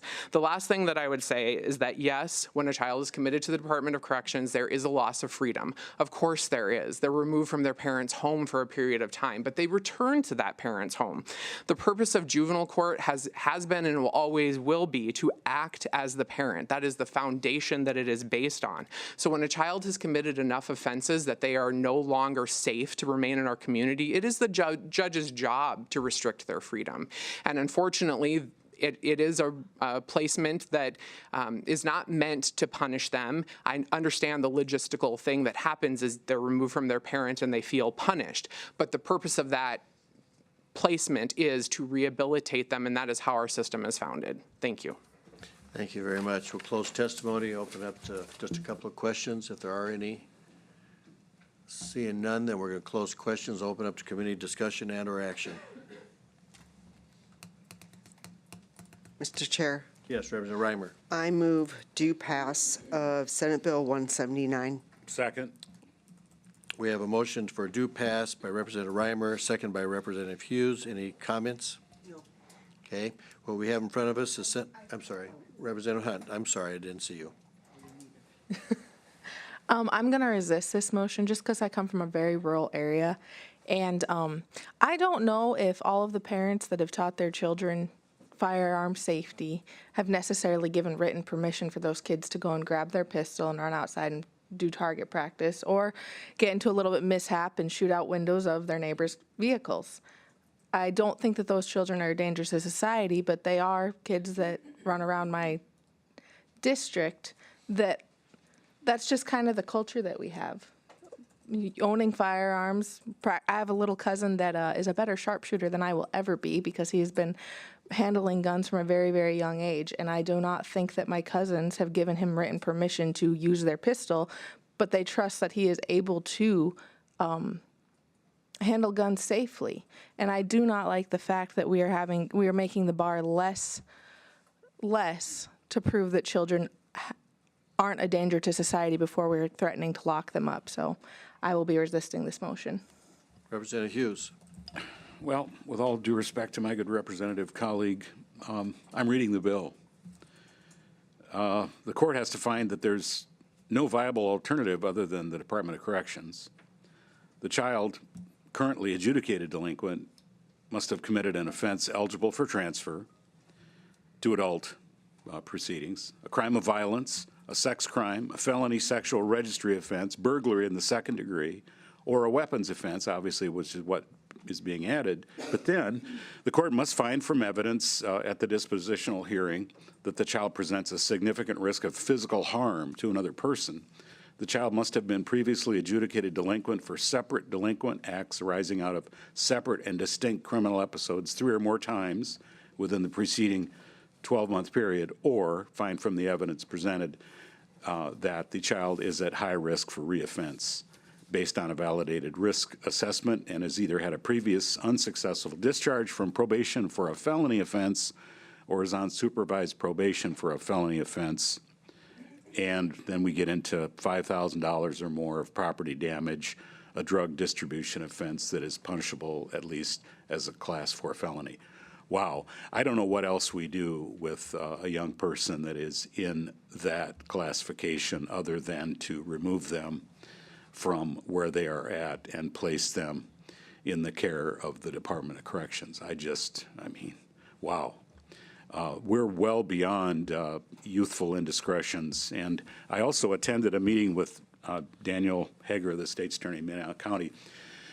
And I couldn't find the PowerPoint slide, but I took a picture of his PowerPoint slide about the increases in firearms-related offenses by juveniles in Minnehaha County. It is startling what kids are doing with firearms. And these are not kids that have any kind of good intention. So I'm going to support this bill. Seeing none, then what we have in front of us is a motion to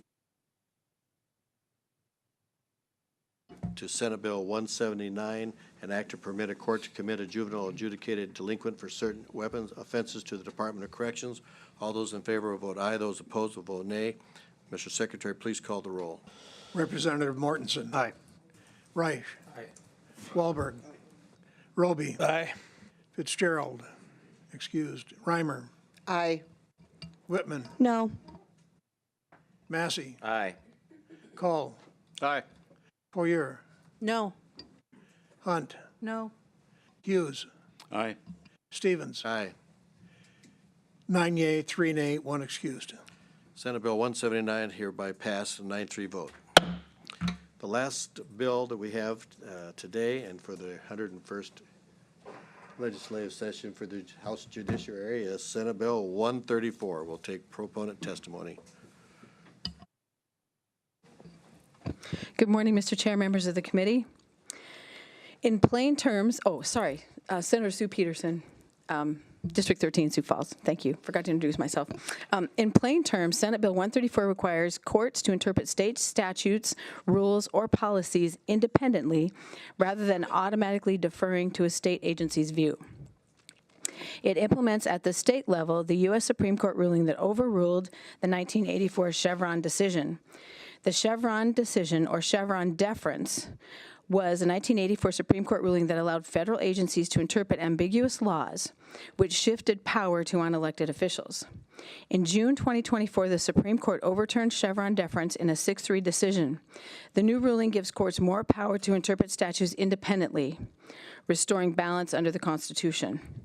Senate Bill 134 specifies that courts can consider the agency's perspective, but the court must decide independently using standard interpretive tools. Importantly, deference to agency interpretation occurs only occasionally in South Dakota right now. Our courts generally review questions giving no deference to agencies on statutory meaning, though case law has been inconsistent at times, with occasional references to agency views or weight given in specific contexts like technical expertise. This bill clarifies and strengthens an independent approach, making it explicit and consistent. This matters because even occasional deference can lead to overreach, agencies stretching laws in ways the legislature never intended, creating uncertainty for business, farmers, and families. South Dakota should align with the Supreme Court correction. Senate Bill 134 codifies de novo review, ensures agencies stay within legislative bounds, and gives citizens a fairer shot when challenging regulations that affect their lives and livelihoods.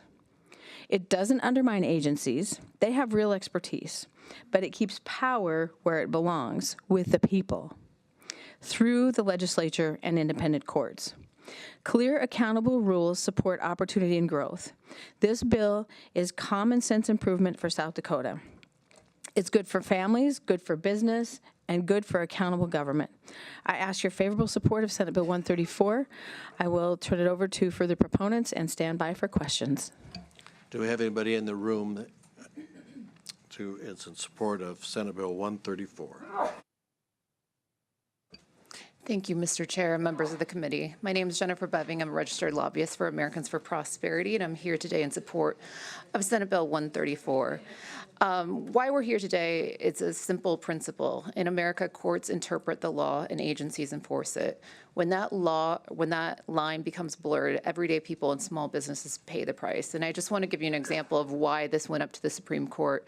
There was a case called Loper Bright versus Raimondo, and basically what that was, a group of commercial fishermen, there was a federal regulation imposed on them that they had to carry people on their boat to make sure that they were doing the right things, and in their monitors, government monitors had to be on their boats. And so they had the government monitors on their boat, and then due to one kind of law or one kind of interpretation, that not a law, but a regulation that came down, the courts decided that because of that, then they also had to pay for these monitors on their boats.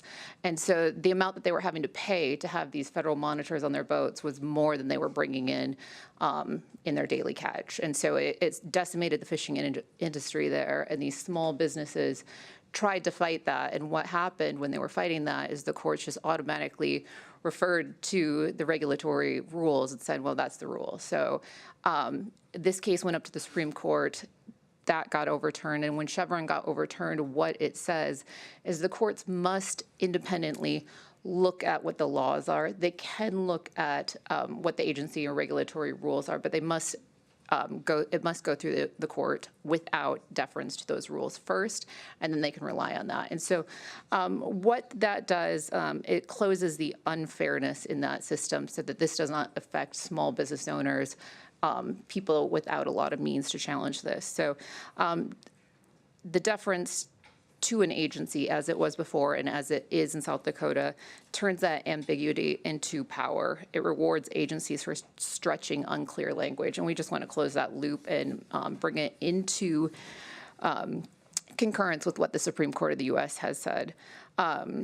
The inconsistency that we have now in South Dakota is not always a huge problem until it is, and you'll hear that in the next testimony. Citizens can't reliably know what the law requires. Employers and job creators can't predict compliance risk, and communities are left guessing where the law is and what the statute says or what the agency might interpret that means. SB 134 fixes this with a clear rule. In interpreting state statute, administrative rule, or policy, the court or hearing officer may consider but may not defer to an agency's interpretation and must interpret the text de novo. So basically, judges and hearing officers decides what the law means. Agencies can still offer their view and should, but they don't get to have that sort of thumb on that scale. What Senate Bill 134 does not do, it's not anti-agency. It does not eliminate rulemaking or prevent agencies from issuing guidance. It doesn't stop them from enforcing laws or making factual findings, and it doesn't block courts from considering agency expertise. It simply prevents an automatic deference on legal meaning because we believe legal meaning is the judiciary's job. So in closing, we would just ask for your support on 134. Thank you. Thank you. Do we have anybody else in the room that's testifying on behalf of? I know we have a couple of people. We have Mr. Taylor Walker submitted written testimony. He's from the Barry Goldwater Institute for Public Policy Research from Jacksonville, Florida. And then we have online Mr. Jim Manley, who's from the Pacific Legal Foundation, and he's from Phoenix, Arizona. So, Mr. Manley, you have about 4.5 minutes. Thank you, Mr. Chair. I won't use all of that, I assure you. I'm Jim Manley. I'm the State Policy Director for Pacific Legal Foundation. It's a pleasure to be talking to you today. I'm sorry I can't be there in person. I'm in Kansas working on some other legislation today. But as the other testifiers explained, judicial deference allows agencies to effectively rewrite laws under the guise of interpretation. And often that means granting agencies themselves excessive power and insulating their decisions from meaningful judicial review. SB 134 ensures that legislative intent is focused on the text of the statute and not opinions of agencies. And as was mentioned, South Dakota is often good on this issue, but as one legal scholar put it, South Dakota rarely defers to administrative agencies except when it does. So there's a case in 2015 where the South Dakota Supreme Court rejected the idea of deference, but then there's a case from 2017 where the court embraced the old Chevron standard of deferring to agency interpretations of ambiguous statutes rather than looking to the plain meaning of the text. So there is this inconsistency currently in South Dakota law, which this bill would resolve and clarify that deference has no place in the state, and frankly solidify South Dakota's place as a leader among a growing movement of states that have committed to protecting individual liberties and the rule of law by legislatively outlawing deference. There's a full list of those states at statedeference.org, but some other states that have recently passed these similar bills include Idaho, Nebraska, Tennessee, Kentucky, and actually Kansas just a few weeks ago enacted a very similar bill here. So we're very much in support of enshrining this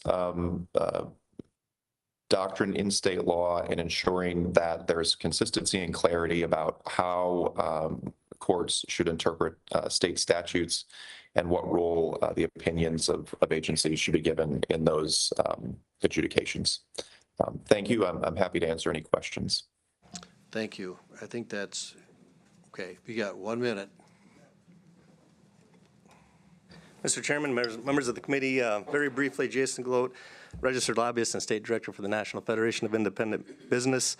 We urge your support. Small businesses thrive on clarity, predictability, fairness in the law, and when state agencies are given broad authority to interpret statutes without meaningful judicial review, it can create uncertainty and increase regulatory burdens on those small businesses who often lack, and mostly lack, in-house legal teams or compliance departments.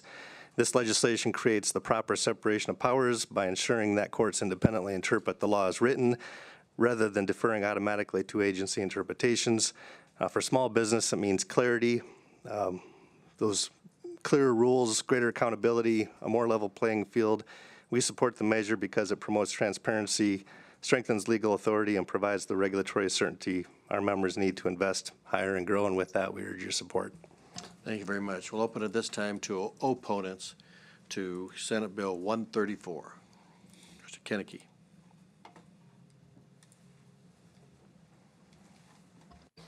Good afternoon, Mr. Chairman, members of the committee. My name is Brett Kennecke, a lawyer from Custer and a registered lobbyist for the South Dakota Electric Utility Companies.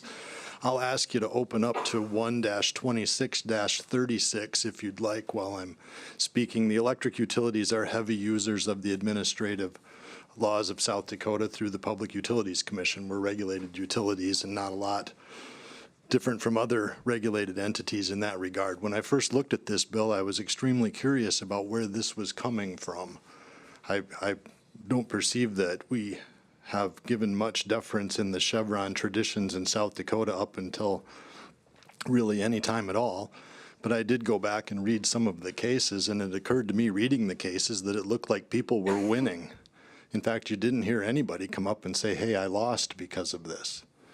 The cases were that I saw, Paul Nelson Farm, for example, was a case where Paul Nelson Farm won. There was the case spoken of Chevron deference that involved the application of federal rules to a Medicaid matter at DSS. Medicaid falls under federal rules.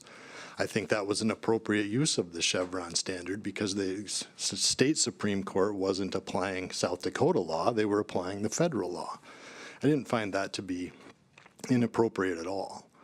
And so when you look at 12636 and then read the first section of Senate Bill 134 and going down even further, I think that if anything, 134 makes it less clear as to what we're supposed to do under 12636. What's the belt and suspenders approach all about there? I don't particularly think that we need to take away from what's currently going on in South Dakota. And I think that here's what I think and what I surmise about the reason why. We talk about agency deference and agencies as being people who are appointed and who are bureaucrats in offices, but in South Dakota we do things differently than other states. We have the Board of Minerals and Environment. We have the Professional Practices and Standards Commission. We have the Board of Water Management, any number of state boards. The PUC is not a lot different, frankly. They're a statutory creation. They happen to be elected rather than appointed. But by and large, we have citizens in charge of agencies' rulemakings. We don't have the appointees being in charge of that. There are citizens with expertise at the Board of Medical Examiners and the Real Estate Commission, and go on down the list. And I don't think that happens in all other states. We have a tremendous history of citizen involvement in these things. And in a lot of cases, I think that giving those people some deference because they're professionals in their field or have substantial experience is probably well warranted. I have a lot of concern about this bill's attempting to write not only in 1-26, but also in 15-1. Why is that? Why is that going into the Civil Procedure Code instead of 1-26, the Administrative Procedure Code? I think that's a question that we ought to think about and ought to answer. Why are we tying those two together in this manner? I don't know the answer to that. I registered as an opponent on the Senate side, but couldn't make it over that day, as ran long in another committee. But there are a tremendous amount of concerns about this bill. And I'll point out, I would tell you that I don't think 1-26 is sacrosanct. The State Bar's Administrative Law Committee is currently undergoing a review of 1-26 with intentions of bringing you revisions next year for you to consider in order to knit together what's happened in agency law since 1966 or whenever the Administrative Procedures Act was passed. So I don't mean to suggest to you that it's sacrosanct, but what I do mean to suggest to you is that real South Dakotans and lawyers who are practicing in this area ought to be the ones that are bringing you changes to pass upon instead of perhaps out-of-state organizations simply trying to color in a state on the map. So I'd urge you to oppose this. Let's give this some more thought before we go down this path, because I think South Dakotans are winning these cases appropriately. Thank you. Do we have any other opponents to Senate Bill 134? Good morning, Mr. Chair, members of the committee. Sam Matson with the South Dakota Trial Lawyers Association. We rise against this bill, Senate Bill 134, and the reasons are, as you heard the proponents say it themselves, that there isn't a problem in the state currently. This is a national movement to just check the box of South Dakota has passed this bill, and therefore the group gets a gold star. So I would just think about, I thought what Mr. Kennecke said was on point. This isn't a problem in South Dakota already. Another thing is our judges are some of the best legal minds in the state, the Sterling Honors folks in their law classes. And I don't think it would be a good idea to bar them from relying on the experts in the field, whether it be, an agency committee or an agency that are filled with professionals on utilities or something of that nature. A judge is trained in the law, and therefore they rely on those folks to make the best decisions. And I think, again, what Mr. Kennecke said that is a great point is in South Dakota, we don't function like a national, like we do on the national or federal level where we have these elected bureaucrats. A lot of these folks are folks that you guys work with or know personally, and they're good folks, and they're not doing anything to benefit, large groups or anything of that nature. They do what's best for South Dakota. So I would just urge you to leave this discretion with the judges and please vote against this bill. Thank you. Thank you. Having other opponents to Senate Bill 134? Seeing none, we'll take a 1-minute rebuttal for the proponents of Senate Bill 134.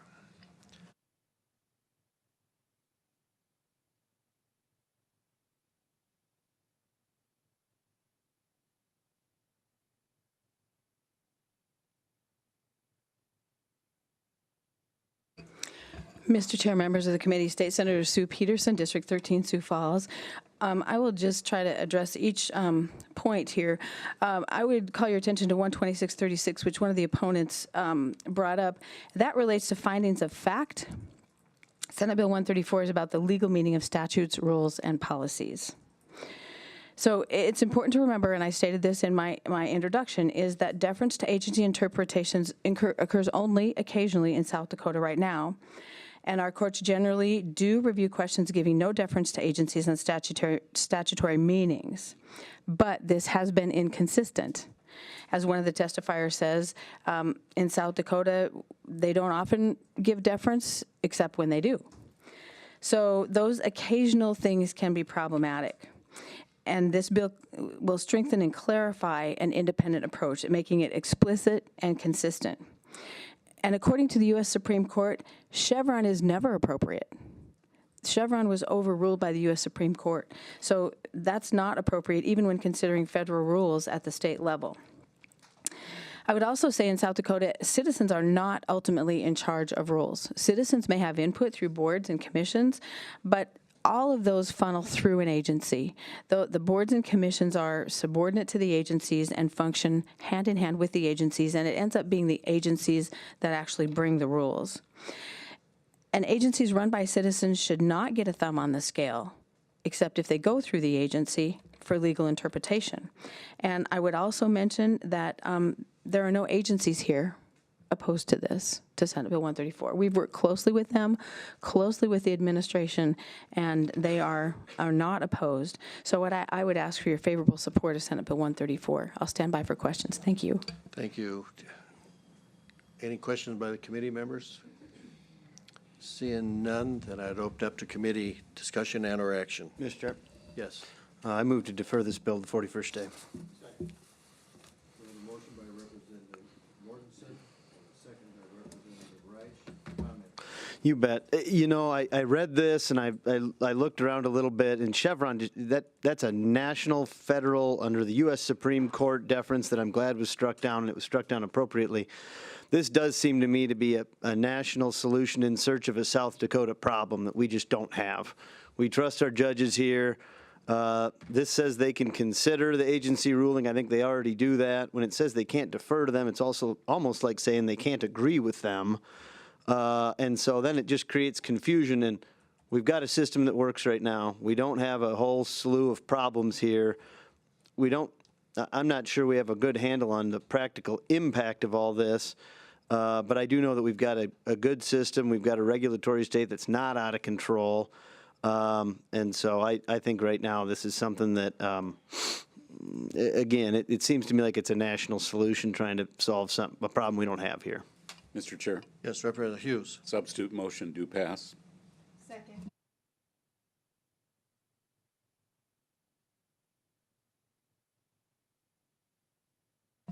Mr. Chair, members of the committee, I think consistency and predictability is really important to business people.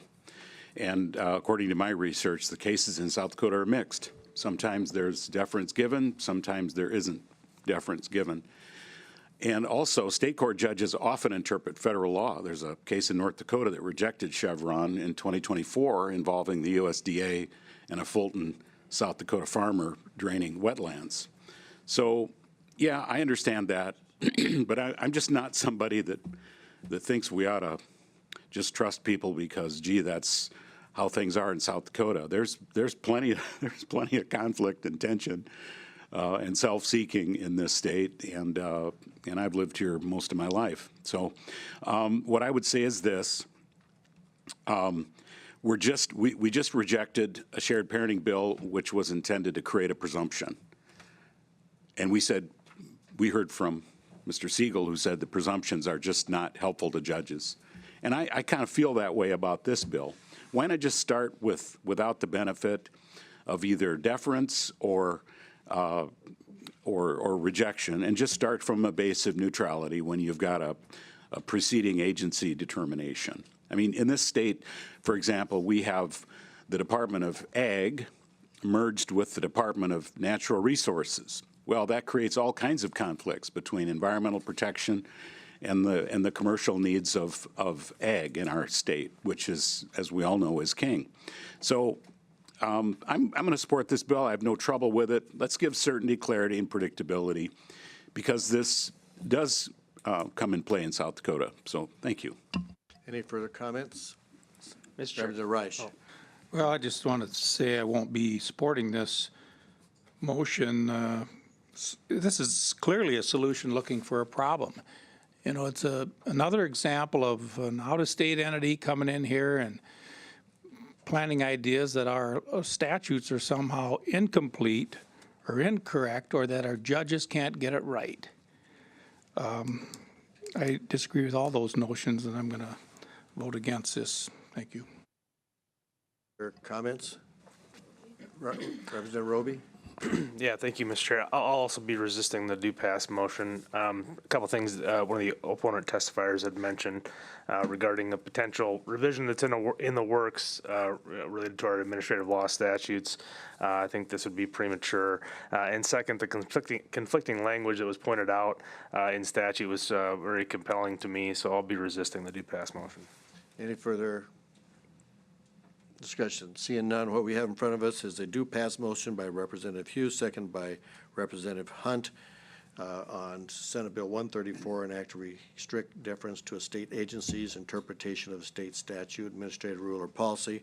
All in favor of the motion to do pass will vote aye. Those opposed, nay. Mr. Secretary, call the roll, please. Representative Mortensen. No. Reich. No. Wahlberg. No. Roby. No. Fitzgerald. No. Reimer. No. Whitman. No. Massey. No. Cole. No. Poirier. Aye. Hunt. Aye. Hughes. Aye. Stevens. No. 3 yea, 10 nay. Okay, that motion does not pass. We then go back to the original motion to move it to the 41st day. All those in favor vote aye. Those opposed, nay. Mr. Secretary, call the roll, please. You're moving faster than this. Well, that'd be a first.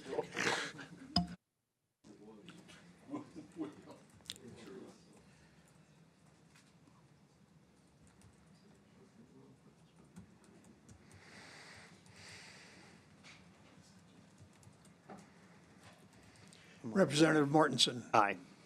Reich. Aye. Wahlberg. Roby. Aye. Fitzgerald. Aye. Reimer. Aye. Whitman. Aye. Massey. Aye. Cole. Aye. Poirier. No. Hunt. Hughes. No. Stevens. 10 yea, 3 nay. Committee members, I will say that I took a poll. I was the only one that voted, and this is the best committee in the legislature. We have the best chair. Best committee chair. We do. Thank you, Mike. So, we have a motion by Representative Hunt and second by Representative Fitzgerald to adjourn. All in favor, say aye. Aye. We are adjourned. Thank you.